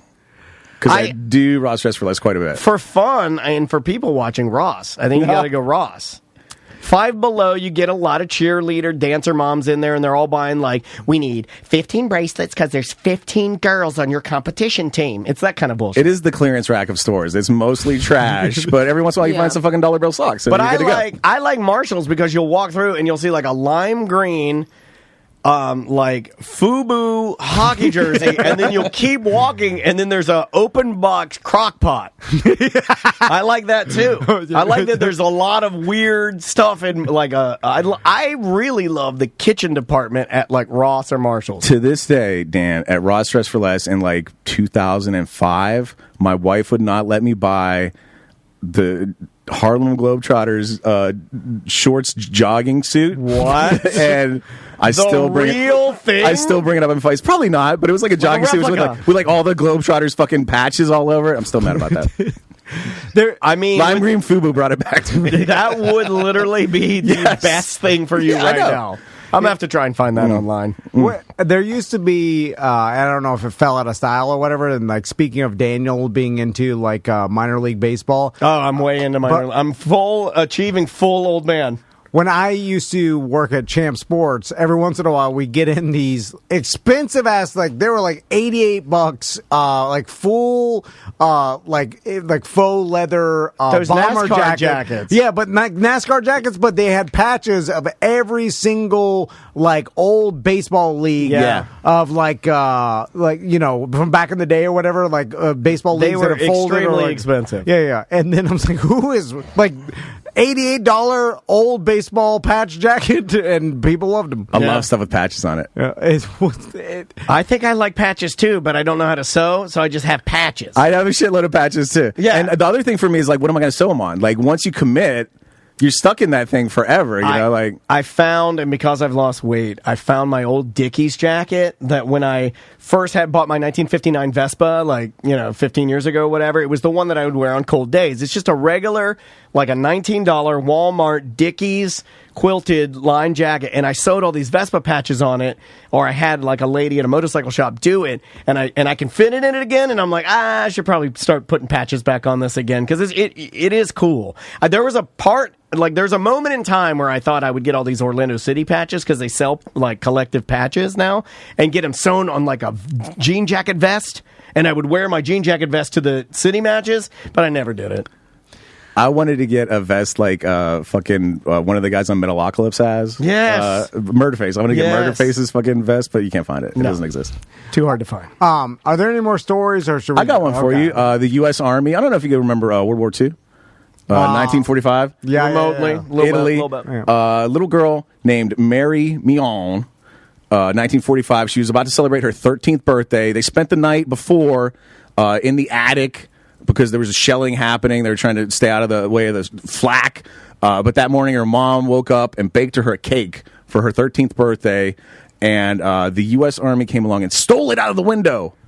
A bunch of U.S. soldiers came along. Stole, all right. Like cartoons, like tramps in a Three Stooges movie. They stole it. Yeah, you take the pie off the windowsill. They stole Everybody the knows golden that. cake out of the window and ate it. And apparently, she's never fucking forgot about it. The Army made it up to her on today. It's her 90th birthday today. Happy birthday, Mary. and the Army got her a 90th birthday cake. The U.S. Army. I hate this. Yeah, I knew you would hate this bad. And then they You're put it wasting on the your goddamn windowsill. time. They put it on the windowsill. Get to work. Yeah. That's what I'm saying. You give us an old lady a cake, and they used to, they were going through your town trying to fight the enemy. 19 U.S. soldiers killed, several tanks destroyed. It's like they were hungry for some cake. You should have been like, all right. I watched my friends die. Give me the cake. Is it like that? It was her 13th birthday, Tom. Come on, man. You know, I hated when my mom would bake a cake. I'd be like, oh, shit, it's Dude. going to taste like shit. Dude, my mom would do legit. She made me like a He-Man cake one time that looked like Castle Grayskull. My mom could that's do cool. a legit cake, but that only lasted till like 8, and then she stopped. Yeah, like I never got like when my mom would bake cake, they're all right, but like I always liked it when I got like a big like a money cake. Like buy me a cake. That's what I want. Both my grandfathers fought in World War II. Yeah. But they fought Opposite sides, right? No, Weird. They were both Nazis. They were in the Navy and they were in the Pacific. Against Japan, Yeah. and I was always a little bit disappointed that they didn't fight the Nazis because, like, Not as impressive. well, because the Nazis What about, like- are still to this day considered like evil. They're evil Nazis, and Oh, you like, still hear about I them. mean, there's points on both sides. Yeah, so do you hear like it goes like the fact that it was the Nazis- Japanese? I was like, oh, they were cool with them. Now it's weird that you fought them. It was like, Right? you're right. The level It's weird that you fought Japan. The level you I would want it to understand. go would be like Nazi and then like Mussolini, right? And that whole, right? Because it would be Hitler, Mussolini, and then, Japan after that. I mean, Mussolini. Hirohito? Who was maybe that? Mussolini kind of out of the mix early. though. Early on. Yeah. Because I know it was Germany, but everybody just refers to it as you're fighting the Nazis. So it's like universally, it never, like the time now. It's The weird Axis. that The thing you about- fought the Japanese. The thing about Japan versus Germany, though, like when we took Germany, that was a taking. Like we had to go in there and take it, and we did it, and Russia did it, and we kind of had to split it. Japan gave up. They surrendered, and I tell it my was, wife that, it was I give kind of up. just us there, and we kind of made the rules, and it was a little easier. I'm just saying, it's like just a little bit cooler if you fight the Nazis. That was all. I agree. Yeah, well, it's the stereotype. It's what you want. It's like when you go to the car lot, right? And you want to buy I don't know, a Jeep, and then they're like, oh, we're all out of Jeeps. You can get like this Jeep Durango, whatever, like some variation of it. And you're like, all right, that's cool too. But it's not as cool as Nazi. Anything else for us? We got a report on Iranian executions. All right. Ooh. They're up this year. God, I invested I feel like in they're that. up every year. About 25%. 333 people put to death, which I feel like That didn't seem like a lot. I feel like they shot for that. Most of the offenses drug related. They're real bad on drug smuggling over there. You can also get executed for enmity against God, corruption on earth. So don't do that in Iran. Corruption. And then I think this is why I put this story. I don't even remember why I thought this was funny. But there's also they were gonna this lady killed her abusive husband. Okay. She's sentenced to be executed. She has a heart attack. Oh my watching them hang other guys, they hang her anyway. No, like after she died. on, oh my man. God. Overkill. Overkill. You are not getting out of this. Yeah. And then, Iran. Who wants to go there? That's all I'm saying. That's what I'm saying. Iran. Who wants to go? And then the only other story I think I had for you guys. Did you guys? It's kind of old at this point. Ah. Did you guys? And I hate to get political. Did you guys see Joe Biden and the Easter Bunny? No. Really? This is new to you? Yes. Dan, Google it up. I'll just give you a little quick verbal summary of what's happening in the video you're about to see. Joe Biden, I think they call it the Easter egg roll at the White House. They instead of hiding eggs, they roll them for the kids. Yeah, the Easter roll. So he's doing the What do you mean they roll them? Like they roll Down a them hill? towards? No, it's like a race. You roll the eggs, and and then you got to keep rolling them. I think. Because I don't think you can have kids poking around in the bushes at the White House. Basically, is what it boils down. Yeah, they can't to. be hiding eggs everywhere. They're like, oh, you're near. Oh, that egg's near the sniper. You found the $100. Right. There's some kind of laser turret in the goddamn Rose Garden. You can't have a kid go up and poke his fucking finger into it. Okay. So they roll eggs out for these kids to chase and get, and it's been a tradition. Joe Biden's doing it. He's overseeing. Oh my God. He starts talking to some reporters. A reporter asks him a question, I think, about Afghanistan, and he starts to answer, and then this happens. Okay, here's the old Joe. Pakistan should not, and Afghanistan should be people. Oh, the Easter Bunny, Mr. President. So Biden starts to answer a question about Afghanistan, like kind of off the cuff to these reporters. The Easter Bunny walks up, grabs him by the shoulder, turns him around, and ushers him away from the reporter. Oh, there's like a Secret Service in there. Yeah, that bunny's like, shut up, shut up, shut up, shut up. Oh shit, they're asking him questions. He's still rambling on. Get him out of Get here. him, get him. Agent Hippity Hop, you are a go. Agent Hippity Hop. Get him out of there. By the way, who's the people asking him the question? What are you doing? He's at the Easter thing. They're setting him up. They're trolling him, right? They're like, oh, listen, we'll see what he says. Yeah, 100%. All right. Oh, God, that's Oh, good. and we'll do the other side too. Trump got on his fucking Truth Social media. He was never on there? Well, he was he. Well, I thought that was his thing. It was they call it. It's not tweeting. It's truthing, right? So Okay. he truthed like one time when they started it. And again, my Wi-Fi is taking a shit, so I can't look this story up. So from my brain, if I'm getting it wrong, he did do like one truth that was like, "Hey, it's me. This is the new thing." And then he's been like silent since like late February. And then yesterday, I think because Elon's like got Twitter in the news, Yeah. Twitter's hot right now. He Trump truthed again, and he said, "I'm back!" Exclamation point, hashtag Kofevi. What is Do you that? not remember what that was? Yeah. When this man was president one night, I remember that. he was in his fucking Kofifi. he's in the Oval Office watching Monkey TV or whatever the fuck they had set up for him, and he fell asleep on his phone and he tweeted out the word Kofevi, which is not a word and Right. doesn't mean anything. But when the president tweets it out, it was the news for like a fucking Well, it was week and a half. it was the password that Q needed to start the thing. Yeah, it became Whatever like a you thing. wanted, it was like a Rorschach test. Whatever you wanted to put Yeah, against it, you it was make fucking Yeah. Yeah. But he trolled. Now- he rolled into it. Now he's taking it back. Okay, you gotta laugh when you laugh, right? I think it's funny he put that at the end of his tweet, that or his truth. I think that's funny. It's weird, but it's funny. I don't know if this happens to you guys, but as I get older, I start More realizing. conservative and angry with the world. I see it in you. Yelling at cashiers. I see it in you. You didn't like Ross's liberal ass socks. Yeah. You're like, look at those Defacing liberal ass currency. socks. I hate politics and all Yeah, that. we all Tom's a hate it. capitalist. He likes the socks. Yeah, I like those socks too. Those are But dope. as I get older, I start just looking around and be like, "Oh, it's all just a bunch of bullshit." Yes. It's all, no one, Now everybody you like get it. Johnny Depp is shit in the bed. So he did. I know, yeah, but his poo poo his head. No one knows nothing. You know what It's I've been all doing just a all bunch night? Of guys tweeting out that doesn't matter. I can't not do this. I was laying in bed last night and I must have said this phrase about 1,000 times. Just laying there quiet with Andrea and I'd be like, pardon the expression, grumpy. And I would just do that all night talking about shitting in the bed. God, why haven't I been watching more of that? It's not even something that normally happens. Like, oh yeah, my ex girlfriend shit in my bed. It's like, this doesn't happen. Like, That's what he said. It was bizarre that I had to laugh.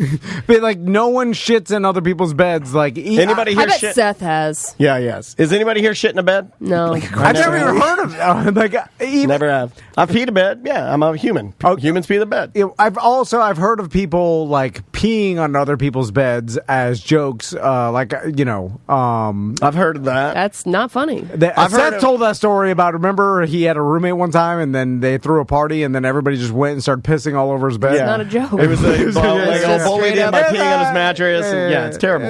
You know what boys do? It's locker room talk. I've never shit.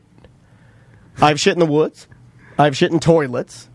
I've shit in the ocean while surfing. I'm trying to really answer this Like weirdest question. places you've Yeah, shit? I have. I've never shit off a bridge like Andy or anything. Okay, like what that. Ocean shit is good too. Ocean it just shit floats right away. feels It's like good. you get a lot of shit out. Yeah, yeah, Let me ask you this: like on TikTok, every once in a while, I'll see. You like, on TikTok? Do you like TikTok? I haven't got it on the new phone yet. I'm There not are. good. I'm not on the good at fence. it. For some reason, this seems to happen more at grocery stores, but there's tons of surveillance footage Yeah. of, and it's always like a middle-aged woman. It is. where she walks, like she's walking by, It looks like a middle school teacher. and then she's looking around like she has some extreme bout of IBS or whatever, and then she squats down and either pulls her pants down, or I saw one the other day where she pulled it, or like shorts to the side. I don't think I was that talented. I think I would Side-splitter. shit my shorts sideways, And dude. then she just shot a Logarrhea out onto the floor. Logarrhea? Yeah. Where it was like That's somehow. a combo log and diarrhea. Yeah. Logarrhea. I've never heard that he term. invented it. He A just invented it. spear of soft shit. Spear. Well, when it hits the ground, it actually, it doesn't stay. This is the most poetic you've ever been. But it's always by like the smaller, like The frozen food frozen section. Yeah, food the section. short the freezers. short one. Yeah. And then she shits on the floor and gets up and then continues on. And no one finds obviously they found it later and then watched the tape or whatever. But so what? Okay, so let me ask you this: this person obviously was having an emergency and was going to shit their pants, right? So what? Like they did that and then walked away. Now I guess you should have maybe notified someone. No. Why? Why would you do that? Run away. What's the proper thing to do? Run away. Yeah. But I mean, like, if you were trying to do the right thing, There is no right thing. like, what's the right thing? Hold it. No, but Yeah, he's right. The right thing is to they hold couldn't. it. Go to the bathroom. You know they what? I don't couldn't. believe the couldn't. This motherfucker for years has been giving me in my car. He's like, I'm going to pee your car. There cannot be stopped. And I'm like, you're fucking an adult. Hold your piss. I found Your muscles get the up. video you're talking about, and not only does she pull her shorts to the side, they're jean shorts. Yeah, no That's give. hard to do. There's no That is give hard there. to do. You're not going to get any. yeah. You're not going to get any extra expanse off of those jeans. There's nothing there. The same amount of energy that takes. Clench your cheeks together like diamonds and waddle to the bathroom. Yes. Just waddle to the bathroom. Sometimes, like, I don't know. She also had a bag in her hand. Take whatever's in the bag. Shit in the bag. poop in the Yeah, bag. shit in the bag. I mean, Not in you're front right. of people, though. Well, there was that one homeless guy that, remember, was in the New York subway system, and there was a guy mopping, and he just said, I got to shit. He just shit in the guy's bucket. Yeah. Well, he's crazy. So Yeah, there's that. too. Well, maybe he's a CB4 fan. He likes to lick it. He likes to suck it. Man, CV4. Got to revisit that. Well said. If we're What about- talking viral videos, this one kind of came and went, and I don't think it got enough play. Did you guys see that clip of the Kardashian show? Where okay, this is my favorite thing that's ever happened in history. From right. like George Washington dinosaurs, this is it. Okay. Kim Kardashian, her son comes up to her. I don't know which one it is. One of her sons comes up to her. He's like 5, 6 years old, something like that. Okay. Ambulatory, talking, comes up with an iPad. He says, Mommy, look. And he's like laughing, right? And he shows her the iPad. He's playing Roblox, and he stumbled across a game in Roblox where like you can watch the Kim K porn video, right? And like it's like an entryway you have to go through or something, and it's Kim Kardashian's face, and she's crying. And so the kid comes up and he's like, Mommy, look, it's you. And Kim takes it and looks at it, and she figures out that this is like the porn tape, and she starts fucking freaking out. Right? She goes to this shoe closet that's bigger than most people's houses, and calls Kanye West on the phone. Right? And she goes, Kanye, she's crying. She's like, I can't believe your son came, and it's online. I can't believe it. And then she says a phrase that I will never forget. She says, thank God he can't read. She says, thank God he can't read, or he would have been really, so he would have figured out what it was. And like just her, it's her one of the old- most famous people on the planet, one of the richest people on the planet, saying, thank God my 6-year-old son cannot read. Or they'd find my porno. Kanye, if you're listening right now, I will come to New York and read to your kids. You just pay for the flight and all expenses, and I will read your. I'll read That them. went from super funny to also sort of sad in a heartbeat. I would love to read to Kanye West's kids until they learn how to read. No problem. So when those kids, It's Roblox too, and then they banned the developer that was a mega fan that wove this into the game. This is that right? bigger than we think. Like, and they're scraping. I literally have seen that one clip. And that's They're it. scraping that clip because I can't find it. Like I can't find the one, and they're all over it because even the links I'm hitting right now are gone. Because that was her thing. She's like, Kanye, do something, get rid of this, He and is. He's doing what he can. I think. Wow. so when your mom has a porno out there, like you for sure never look at it. Ask me anything. But one of your dickhead friends tries to show it to Absolutely. you by surprise. Well, right? especially when your mom's Kim fucking Kardashian, Yeah. right? Like yeah. if like one of us was just going to high school and our mom did porn in like the 70s, You don't want to see my mom. probably never even comes up. Like, what are the odds I'll somebody look at the stumbles 70s? across that VHS tape or something? Yeah. Not Dan, obviously, not Dan, but. Yeah, but then someone will print out the picture. Like you'll see it somehow, right? Throughout your whole life. Your friends would fucking frame it and have it on their wall. Yeah. Like we openly talk. Man, I shouldn't say that. Yeah, I'm gonna say it because it's happened. We openly talked in the drum line about which drummer's mom was the hottest. Yeah. Openly. Yeah. And for sure, all your friends watch it and have seen it. Well, it's Kim Kardashian. We'll end with this. Hold on, I'm sending him the video. Oh, you found it? Great. I know if anybody can find it, you'll find it. It reminded me of the best prank Daniel ever played on me, which was back when I don't even remember. It was popular to burn. Dressed up like a lady and catfish people anymore? No, burn DVD movies off LimeWire or whatever. It was some torrent site, and Daniel was always the forefront of technology. So I, at the radio station, digital was like, pervert. Hey, get me. I forgot what movie it was. I've told this story before, but it was like Fast and Furious 6 or like some movie. It was something like that. Yeah. Or it was like Night at the Museum 4. Yeah. Anyway, whatever was out at the movie theater. This was before Robin Williams passing. And he Night at the Museum 4, they were down to the library. It kind of sucked. Yeah. He put Night at the Museum 4 in Sharpie on the DVD, and then I invited my mother-in-law and my sister-in-law and my mom, and they sat down on the couch in Deltona, and I'm like, hey, my buddy gives me these stuff. This is still on the movie got theater. all the stuff. Yeah, like, I got the holler if you hook. I got the hookup. Like you holler are, if you hear me. This is literally right now only in theaters, and we're watching it in my living room in Deltona. So just that's the kind of yank I have. Put it in, Mr. Cameltoe. It was Mr. Cameltoe. And it just the logo of Mr. Cameltoe. Mr. Cameltoe. Which is the Mr. Cameltoe. And then it starts hot because the guy's always like, all right, pull that toe up real tight. Get it real tight. No, yeah, it play but it is the like a young woman pulling. Yeah, pull that toe tight. Her bicycle shorts. Yeah, up. pull them tight. God damn it. I thought it was dude's camel toes and I had a job. Anyway, got me good. You want to take a little break? Yep. All right. The name of the band is Sweet Pill. I got to head over to CVS and get my new anxiety medication. So there's a reminder. Don't go to John's line. I will not. The name of this song is High Hopes. We'll be back with more on Mediocre Time momentarily. 1-844-TOMNDAN. We'll be right back.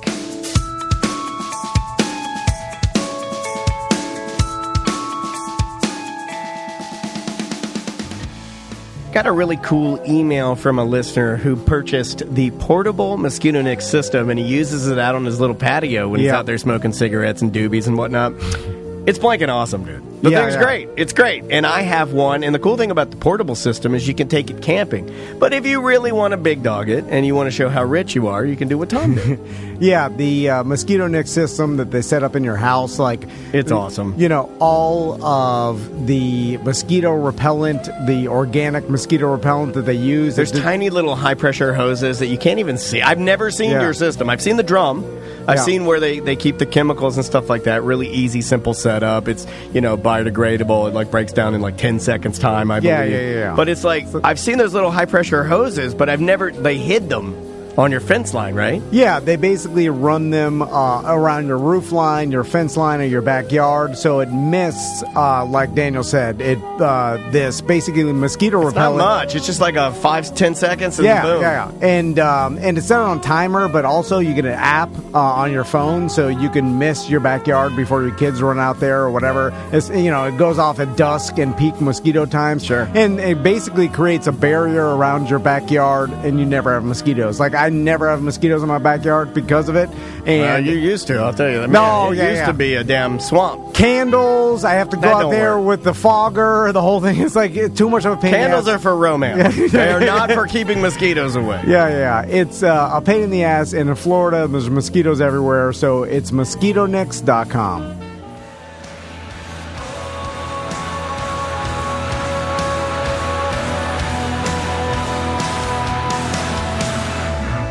Oh, they didn't do I wanted a big cymbal crash at the end. Welcome back to A Mediocre Time with Tom and Dan. I'm Dan. I'm Tom. We were talking in the break, looking at who was at the Improv, and Ross was like, the comedians don't come in anymore. I'm like, not really, and if they do, it's Zoom, and, that whole thing has changed. Good thing we built out a studio. And we were looking at the Improv list, and Tracy Morgan is on slate for the Orlando Improv.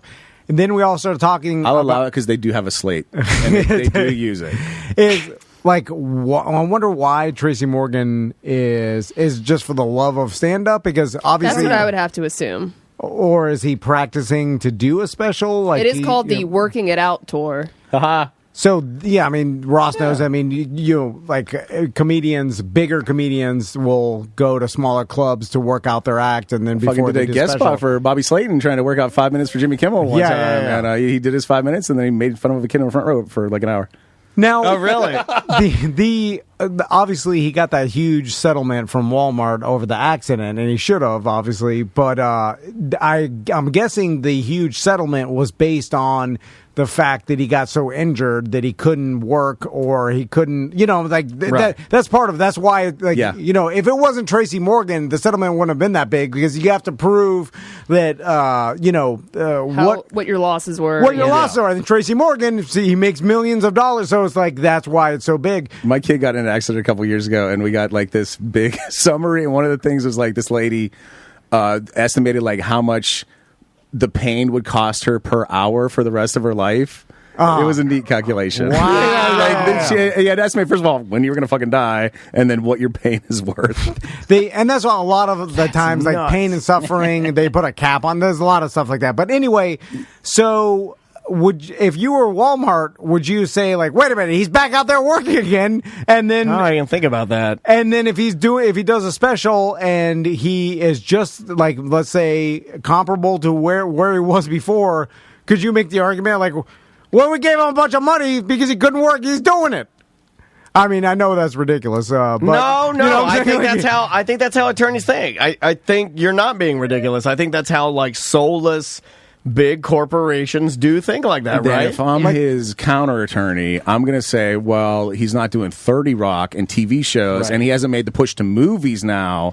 He's back to doing fucking clubs in Orlando. And I know maybe that's okay. What if that's why he's booking smaller venues? Because if he booked bigger venues, it would appear as if he's just making fine. a ton of money. Yeah. Well, why even do it though, right? There also is a thing boredom.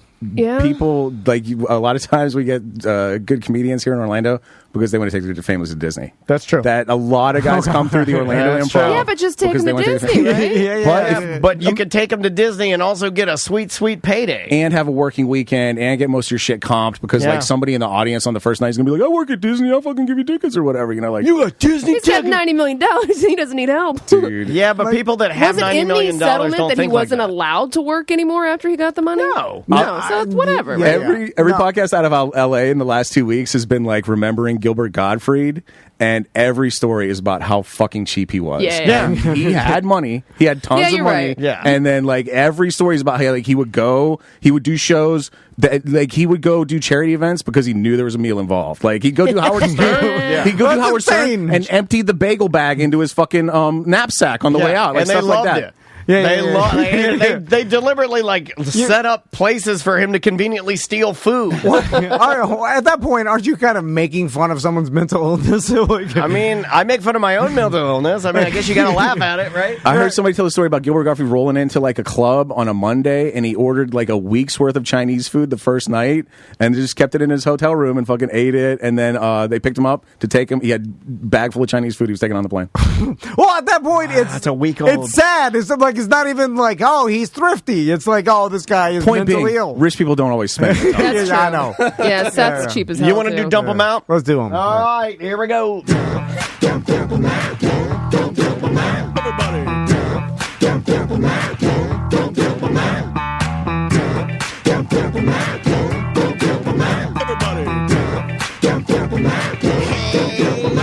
We got too many topics on the list today. It's the end of the motherfucking show.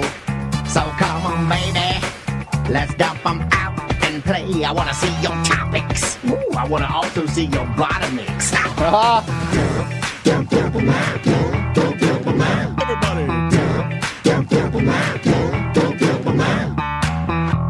Dump them out brought to you by me, the salesperson for Tom and Dan. If you want to advertise, contact Tom at tomanddan.com. What? That was a little cringy. I like it. It was a little cringy, but I enjoyed it. You know what? No post though. So you're fine. Yeah, I like that. I'm saying our advertising works pretty well, and if you're looking for a place to do it, just email me and we'll talk. Yep. Tom at tomanddan.com. Let's start with this guy right here.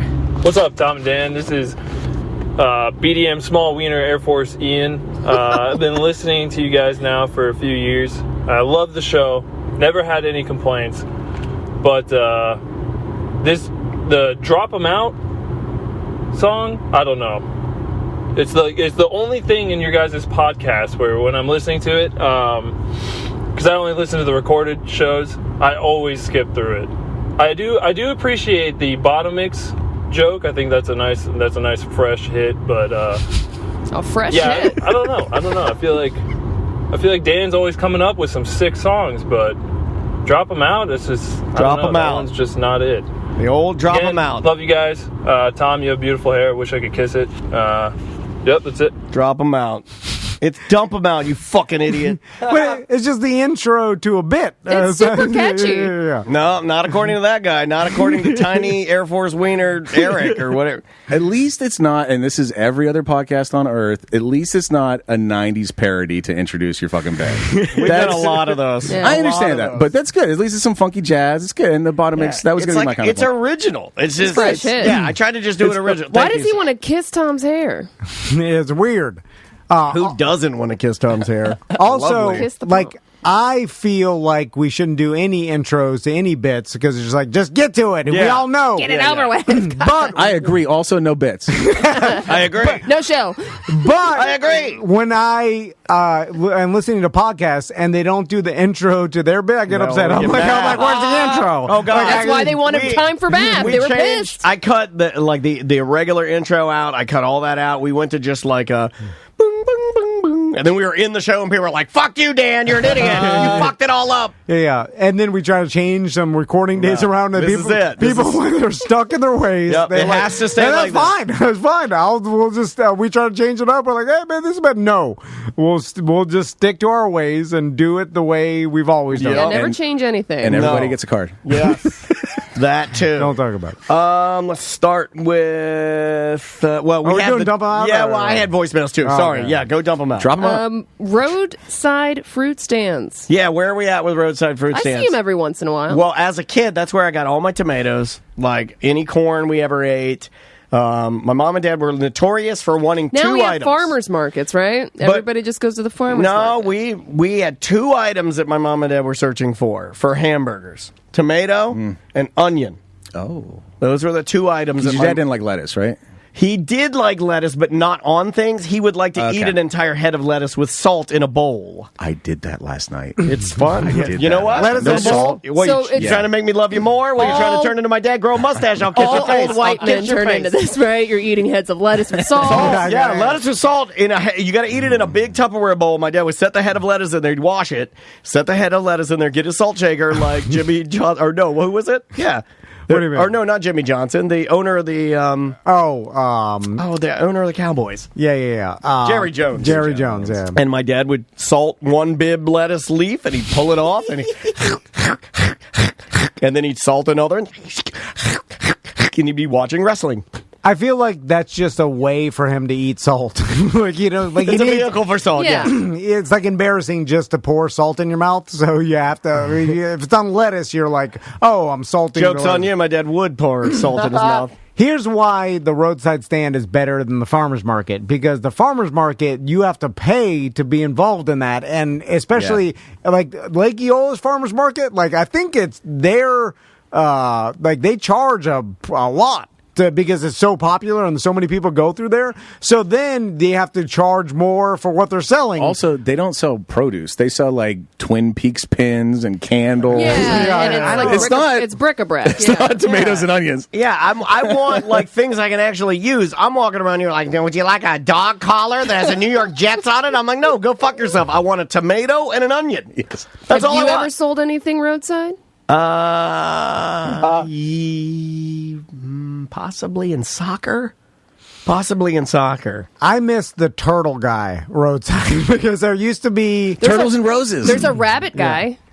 like baby rabbits. Yeah. Oh, I'll buy a roadside rabbit. Yeah. Is that on 436? Because that's where the turtle guy We're is. It's talking on Lake about it's a Underhill. sex toy, right? yeah, yeah. The roadside rabbit. And then there's like you see the flowers like I don't trust flower those guys. stands. Where do those guys get those? I don't know. But it's always orchids. Yeah, it's always orchids. Aren't they poisonous? Isn't the orchid like if you give an orchid to No. somebody, To you're letting dogs. them? No. I thought if you I gave- didn't know that. I thought I like think so. ceremonial. If you give an orchid to somebody Yeah. in like Asian culture, that's you're wishing 1,000 deaths upon their family souls. Well, every other houseplant is poisonous to dogs because, like, I see that, like, on they all come with warnings like, don't let your dog eat this dumb cane; it'll start frothing up at the mouth and die. dumb cane. Yeah. It's like those, and like most houseplants are poisonous to dogs. Just let your dog eat dog food, maybe. Yeah. The Better for him, I've heard. the rug guy with Tupac rug, I miss that guy. Bob Marley rug. See, all these people differ from the fruit stand, though, in that they don't have a stand. They're just like working out of the back of their fucking Yeah. van. Yeah, the yeah, fruit yeah. stand guy has a little bit of infrastructure. It's minimal. It's minimal infrastructure, Yeah. but he's got some tables out front. You know what I've always liked about the roadside guy though is he has a piece of plywood that's painted white. Yeah. And then he painted like the sign or like a tomato or something on it. Peanuts. And it's been used so much. Yes, P-nuts. And then it's been used so much that the edges of it are round. Yeah. And I love. There's something very charming about that. The way it's just engineered, and he's under like a makeshift lean-to kind of a thing, and he's got the boiled peanuts with the potatoes and the baby corn and carrots in it. Yeah, it's awesome, man. He's also been using the sign for 7.5 years Yeah. and took no time or No. effort into it. Like he Don't need to. yeah, and it lasted a long ass time. the paint from the word peanuts is dripping down because Yeah. he used too much, and it's all I had to go fast. different letters. It's like you knew that you were going to use Yeah. this for a while. You took no time and effort into like making it look good. That no first, time. you're in such a rush that first day. But it You lasts. gotta get out there and sling those peanuts. But it lasts longer than fast signs. If you'd have gone to fast signs and gotten it made, it No. would have. Yeah, oh yeah. You gotta- I'm telling you, that roadside, that plywood and paint In the sun. Better. Oh, yeah. But you could have like outlined it in black, the peanut, like done something. Like you couldn't have Okay, spent you can 15 do that for more yours. minutes. You do that for yours. Like 15 more minutes.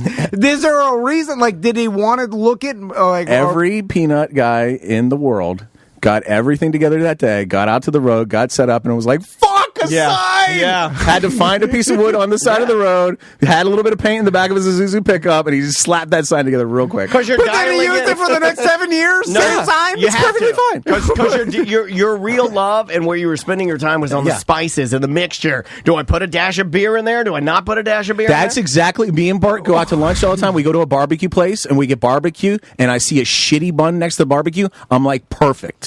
They didn't give a fuck about the bread. They put all their time and effort into this barbecue. Yeah. Perfect. But they He's had right. Meat over bread all day long. they had 15 minutes in between something. You're like something. Okay, right? while there were no customers, you could have improved the sign. I'll give you that. I'll give you I'm that. just saying, it didn't like bother you over the years of like, man, I should just get a better sign, like something fancier, or like at least take some little more time into writing peanuts. Oh man, we have a boiled peanut hater in the chat room. What? Boiled peanuts are you hate them too? I can't do them. Yeah, see, Really? this is what I'm talking about. That's what I was talking about earlier. That's not customer service. I know, but I mean, like, you are hard to please, I think, That's not sometimes. true. What Like, do you hate about them? Yeah. I don't know. I don't like the consistency. You don't I like that? the You don't like smell. any seafood? Do you like regular peanuts? Yes. Nothing spicy. Yeah, I can eat regular peanuts. I don't like the soggy boiled peanuts. They're not soggy. The shell's soggy, but you're not eating the shell. No. I don't. But I don't even want to touch it. And you got to suck the juice out of the shell. That's the best part. Yeah, it is the best part. Yeah, no. And at that point, you're They just, look you're gross. just eating Ugh. broth. And they were obviously some Meemaw's crock pot at the gas station. For a very long time. Yeah, yeah. For a very long time. And I don't even know. I make them all the time, and I honestly don't know how to keep them. Do you keep them in the fridge? Do you keep them on the stove? Do you have to keep them warm? I just leave them out, and when they mold, I throw them away. You have leftover peanuts? Like, Sometimes. I've never make had this issue. I make a shit ton. I make too much. Do you think during the height of Corona, I'm talking about like it is bad people are freaked out. Do you think that those store owners thought anything about the peanuts that they were selling? Like, do you think they thought like maybe I shouldn't sell, or is it business as usual? Like, no way, right? They just left them out I there. know that 7-Eleven near me like opened up the roller grill real quick. Like they had plexiglass over the roller grill for like 5 minutes, and then it was back to here's the tongs. Yeah, we're back to tongs now, and this morning I saw a lady use her fingers. The one by me, the roller grill, is like it's in. Wouldn't that it's be hot? Well, It's along the frontage of the line, so literally everybody who comes in walks by the Yes. roller grill and stands by. Like, I would never eat anything off that fucking Now, thing. hold You're on. right. It has the most traffic. Oh my God. just based on science, I think there's less germ transfer if you just take it off the rollers with your fingers. Think about it, because instead of touching those tongs that everybody else touched, you're transferring germs more than just picking the hot dog off the roller. Never had tongue. You know, it's I hate to actually agree with you, but when you do it, all right. Anyway, what do we got? What else we got? Science of shower farts. Yeah, somebody sent me a video, and I can't find it now, but somebody told me there's actual science to why your farts smell worse out of the bathtub and in the shower. And for years we talked about this, and this is why they sent it to me. I, for years, would talk about when I was a kid, and even now if I take a tub bath, I don't take baths very often. I take showers because I'm a man. But if I do take a bath, like to soak my bath or something, if you fart, my theory has always been that your fart travels through the water, gathering other smells in the water. So when it does finally burst out of the water, when you get that essence, it is just nothing but pure, unadulterated stank. so I would think the opposite. I would think it would have the bong effect, and it would like water it out. filter Yeah, your yeah. fart. And But all it's these- worse coming out of the. If you're sitting there, and if you can sit back, and you got to sit like you got to close the very very back of your ass, and you got to open your tank. Right? How do you do that? I'm doing it right now. I'm doing it. Look at me. Look at my face. I'm not Look at my looking at face. Sam, look at me. I'm doing it right now. I've got an up taint and a Don't down do it. butt. And if I farted right now, I can't. But if I brewed one up right now and it came out, it would go. You're gonna and then it would, shit yourself. No, I'm not pushing. And it would just dance on my balls, and then it would come straight up, and then it would go, and then it goes into my nose, and I'm like, oh, way worse. Why is it worse? I think it's the humidity, right? Oh, that's good. The water particles And maybe trapping the smell. If it goes through your clothes, it's getting filtered through the I don't have clothes in the bathtub. No, oh, you no, mean? no. I mean, okay. so then if in the bathtub, it's pure. Like it goes straight from your butt to your nose, No and you're filter. sitting and you're nude. But so, have you farted outside of the shower nude? Not as Not bad. as bad. Not as So bad. that debunks that theory. Also, you're maybe like think about it. You're in the tub, curtains closed. That's a really tight Yeah, space. So you're getting more. I got curtains open. Even in the bathroom of it all, you're just in the bathroom is the smallest space in your house. It's the highest concentration of shit particles. Something. There's a and the reason. heat, maybe the fart, it gets like pushed down because it can't rise higher than the hot air of the bath. I don't know. What was the science behind it? I didn't watch it. I can't find the video now. I went to find it. I can't find it. But we'll cover it again. We'll do a follow up at another show. I'm pretty sure Mr. Wizard covers this. He's such an asshole too. It's my favorite. It's a great Mr. video. Wizard is a dick to kids on YouTube. If you ever have a minute, Yeah, you got to find it. There's no new kid science shows. Yeah, right? Bill Nye. There's No, a but not lady on new. Netflix, and she just got canceled. It sucks. Not canceled like because she said the N word. Canceled. the show got canceled. Yeah, which sucks because Maisie and I really liked it. It's this young, hip, like pregnant science teacher who started her own show, and it was on Netflix, and then it went away.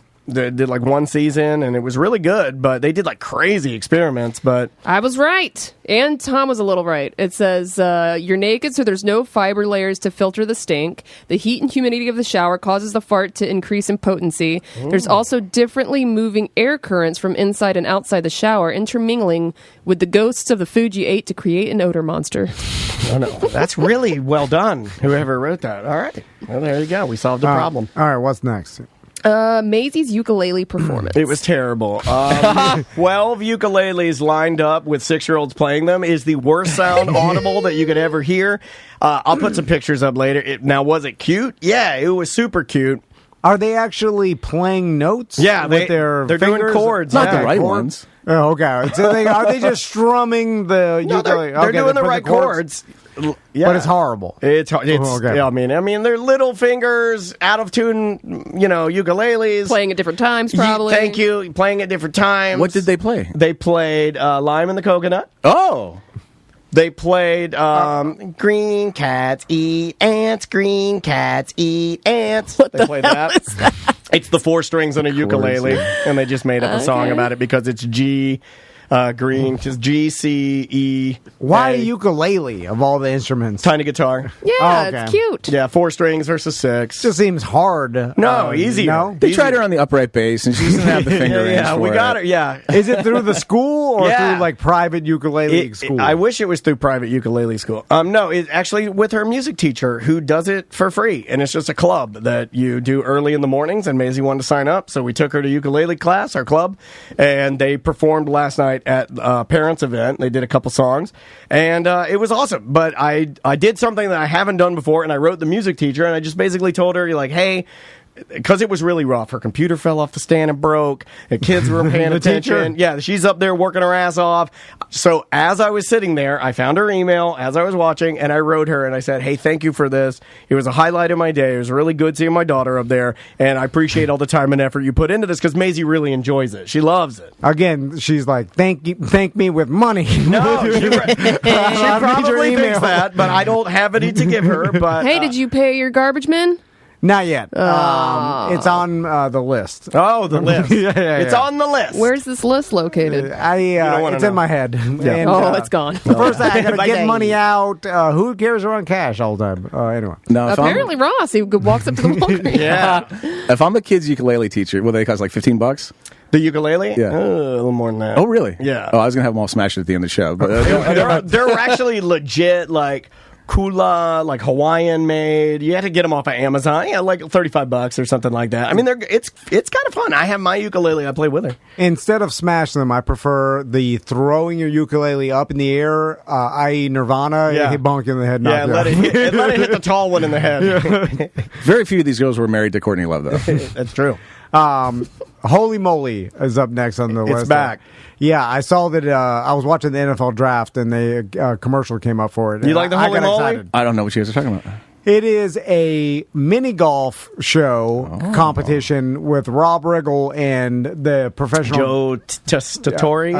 Tescator. I'm messing his name up. Tescator. Joe Anyway, Testatori. Yeah, I think you're right. he's a professional golf announcer, right? Well, That's he's where a he comes in. professional sports announcer. Okay, I mean, that yeah. guy can basically call anything he wants to do. He's really, really good. Anyway, it's a great show. Daniel got me into it. I used to make fun of it because it was like a mini golf show, but Yeah, I my love sons it. love it, and we watched every episode that they came out with, and then now it's a new season. There's a couple things I've noticed with the show that I wanted to bring up for the dads. This is just for the dads, not for the kids who are watching. They tailor this show, and most of the jokes are perverted for dads. And they have a very, very high concentration of extremely attractive young co-eds who win all these golf matches.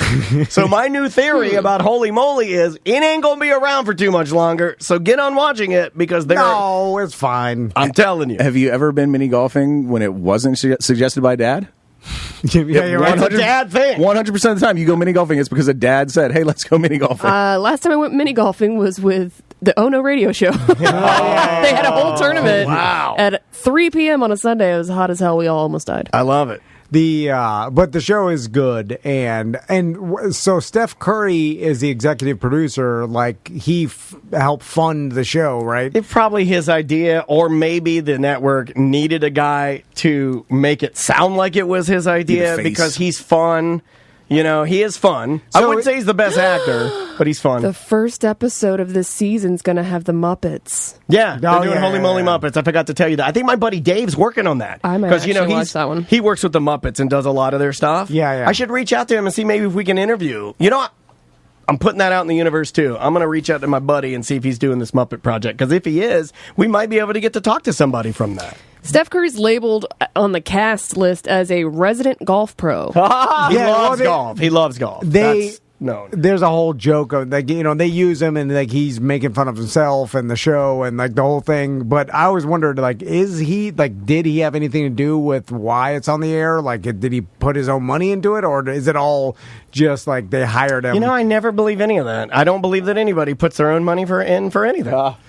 I mean, he could be part owner of the whole concept and like went to What's it it on? ABC? It's I on think ABC. Yeah, it's Yeah. a big network show. It's a Disney show. It's also theoretically, that's why the Muppets are on there, right? I mean, Disney, ABC, Muppets, boom. cheap to produce. Yeah, so he is an executive producer, but They do it all in one night too. I've got friends that I know that have been out there to work on it, and they do it like at 3 a.m. and then they'll do like And they set up a specialty course? Is that what's happening? Yeah, like crazy holes with like obstacle It's kind of course. like Wipeout for mini golf. It's 7 foot. Okay. And now he could have been like 6'11" or whatever, but I can't tell. But he suffers from the affliction that giants suffer from, which is you start getting hunchy and never get hunchy. And you know what I'm saying? You start getting bent over, like the guy from the movie or whatever, that famous actor that played the guy from the movie. Yeah, you know the guy that played about Big Fish. Yeah, Big Fish, the giant. Nobody knows that guy's name, or was it George Marison? The basketball player. Like it was that dude, you know, like he got gigantism, something, he's got something. The guy from the movie. Yeah. And so this guy had something, he was a legitimate giant. Like I was like, oh my God, like, you know, bigger than you've ever seen a human, that kind of giant. And he's paying like for his like tall boy with change. Oh, the irony. And so he's paying with change, and then as I start studying the giant, I'm like, this guy is a homeless giant too, because he had all he had all the trappings of a giant, of a homeless person. Can't trap a giant. Where like he was dressed like you could, like his clothes. He had like brown pants that had like fraying on the bottom. Yeah. He had like a tunic top, and he had leather bracers. And and he had like he all his belongings in a Winn-Dixie bag. Yeah. Like whereas like there was a smattering of like some, it sounds like he just got out of jail. Yeah, something like that. Giant jail. And then I was like, never see a homeless giant that often, like or a little person giant. A beanstalk can be a homeless person. I mean, a homeless little person. Yeah, you never see a homeless little person or a giant. I bet a homeless little person gets eaten. And then it got me thinking, where I listened to Lizzo on her last. Okay, she was on Saturday Night Live. Tie Lizzo to a homeless giant. Oh, this is how my brain works. And on when she hosted at Saturday Night Live, which is always impressive to me when you're the host and the musical guest, like you got it all if you could do both like that. Anyway, you got a thing for Lizzo. Makes for a long night. You and Tommy, huh? She, I think at the end of her like opening monologue, she was like, you know, I can't. At one point in time, I was sleeping in my car, and now I'm hosting Saturday Night Live or something like that. And so I started thinking, because you hear every once in a while people talk about like, oh, I had one time I was sleeping in my car, now I'm here. Yeah, Akeem Woods. And Akeem Woods, yeah. But I'm always questioning whether they like. Why were you sleeping in your car, and did you have to 100%? Right. Or was it like is that the story you're telling now? Because is that what you mean? Or was it like a weekend where you you were on the borderline homeless, and then you slept in your car for a weekend, and then you went back to your buddy's house? You know what I'm saying? Like you're embellishing a bit to make it more dramatic. Yeah, I feel like you have to be homeless for at least 6 months to claim you're homeless. Have a 3. 3 is a long ass time. You had a week on the streets. I don't think I can last. She says she lived in her 1999 Subaru for 6 months. Oh, she made it 6 months. Wow, and it's a Subaru. That's double point. Yeah. Also, when was this? 2004, because you had a new Subaru. That's pretty impressive. I was going to say, a car is a home. That's a leg up. Dude, that's a good brand. Have you seen the warranties on Subarus? Better than my house. Sleeping in your car not necessarily puts you in the category of homeless in my mind. That's all I'm saying. That is like being truly Lee homeless. Told us he was homeless. The what? Remember, Lee said he was homeless. But I question but I that think he spent one night in front of a club, and then somebody's like, "Yeah, you can crash on my house." And that doesn't count. Yeah. Okay. You have to be legitimately homeless for you to claim homelessness. That's now, all what I'm about saying. there's a guy that me and Maisie and Andrea always pass, and he's always under this overpass. I forget. That guy's homeless. Yeah, if he is Lizzo one day, and he's always reading books, and he seems like a nice guy, but he's always there, and somebody's always bringing him stuff because he's always got new stuff. And I'm like, well, is that guy now living? Is that underpass his home now? It's like, you're talking about like Primrose and 408, that guy, he is there 24/7, 365, and he has been for years. I wish him Merry Christmas. I see him he walks up to the gas station every once in a while and gets his supplies or whatever, right back to the fucking underpass. And he just stays there, and he's always reading. At one point, he had a mattress and like a little bric-a-brac shelf and stuff, and then the county came through and fucking pressure wash that shit away. And now he's down to like just the I'm stuff gonna that pressure wash your shelf away, just so you know, and it's gonna feel good. That's me and Daniel's dream. you go there, you work for the county. That's one notch less than a firefighter. But you go and you start pressure washing a homeless bric-a-brac. You gotta tear down the homeless camp. Dude, I saw it the day. Do you remember when there was a whole like homeless city behind the Marita Bread Factory? Boy, do I! I saw the day they bulldozed that into a giant ball on the side of I-4, and it was amazing. It was fascinating. It was a ball because a lot of aluminum foil. No, it was like all tents and stuff, and they literally bulldozed into a giant like ball on the side of I-4. You know the bulldoze driver. He's so fun. He's driving that. He's like, oh god, it stinks like shit. Stinks like shit. I think he definitely deserved some shit. Like he's like, oh god, oh fuck, he's gonna be hard to eat my wings after this. He's like driving it. All right, let's get out of here. Yeah, Ross, Tots with Ross. Where can people find it? You go to your favorite podcast app, for example, Spotify. We're on Spotify, like Dan mentioned today. Look for the Orlando Talk Show with Ross McCoy. You can find me at the Bull and Bush on Wednesday nights at 9 p.m. Find me telling kids what they're doing wrong at stand-up. This week it was telling the audience to go fuck themselves. Yes. I wanted to know who that was. Who did it? Yeah. Kevin Dean was the first guy, and it seemed like a genuine mistake. He was like, shit, right afterwards. A couple other guys, and then there's this kid named Emery Finn that I was saying. Great name. I was saying we're not calling this the Emery Finn rule because I knew it was going to make him lose his mind, and he almost had a stroke not trying to not tell the audience to go fuck himself. It's such a knee-jerk reaction with this kid. Interesting. And then first third Saturday every month is a showcase. Nobody will tell you to go fuck yourself at the Shit Sandwich Comedy Showcase at the Bull and Bush. There you go. And I just got an email today. Thank you very much for everybody who switched over to Australian Ross on Waze. I really appreciate it. Yeah, Sam's all over that. We've been talking about that. Sam, what's going on with Semantics? Semantics, we have a new episode out this Sunday with our friend Derek. That guy's got a skull in his fucking fishbowl. Not that Derek. Okay. Different Derek. I think they spell their name. He said don't talk about it. Get him. Everyone always gets them confused because their initials are the same too. Beards, hats. Yeah, and just if you want to sign up for my Patreon, patreon.com/semantics. Do it. She's providing a lot of like free content that, is... You can hear all about Jared Leto. Yeah, well, that's a different... Let's talk about that for a second. That's like a different type of show that you do that isn't... I do like actual research. Yeah, I do the most work for the free show. Yeah, so check that out and throw her a couple dollars for it and help her out a little bit because she's growing her brand as well. I don't know. I heard TikTok's the place to be. Don't make money on that either. It's not, I'll tell you, it's not the place to be. But so we're coming out with another collaboration. Nubber. What's a Nubber? That's horrible. I'm the first ever Tom and Dan Nubber. It's a half butt plug, half dildo. We call it a Nubber. Doesn't that sound horrible? A Nubber. What did it just end? It's like a tiny little fuck toy. A Nubber. That was a perfect ending. I felt like it was time to end. I was like, I should end. And then You do this all the time. No, I'm going to say something. Guys. Gotta have the last word. I'll tell you about the Nubber. I feel like it's a chew toy for people with no teeth. It does. It sounds like the Kong for your butthole. Right? Nubber. It's weird. Another collaboration beer. By the way, that is the homeless giant's friend, the Nubber. Nubber. With Hourglass Brewing. And oh my God, Duval County kidnapped child. When I was a kid, we called. Oh man, I shouldn't say that joke. But there was Andrea's bullying you. She said Tom's brain is mush. No, my brain's mush. My therapist is leaving. It's going to be called Packing Up and Hitting the Road. Dad Jokes, and it's coming out Father's Day weekend on Saturday at Hourglass Brewing. So stay tuned for that. We'll let you guys know. I'm stoked we're doing a beer again, man. I know. It's going to be awesome. And Danger Brain is doing all the art, so I can't wait to see what they come up with. This is always good. Indeed. All right, we're going to leave now.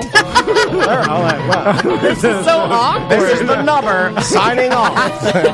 Bye-bye. Oh, fellas, look, wait a minute. I can't publish that. It's mediocre.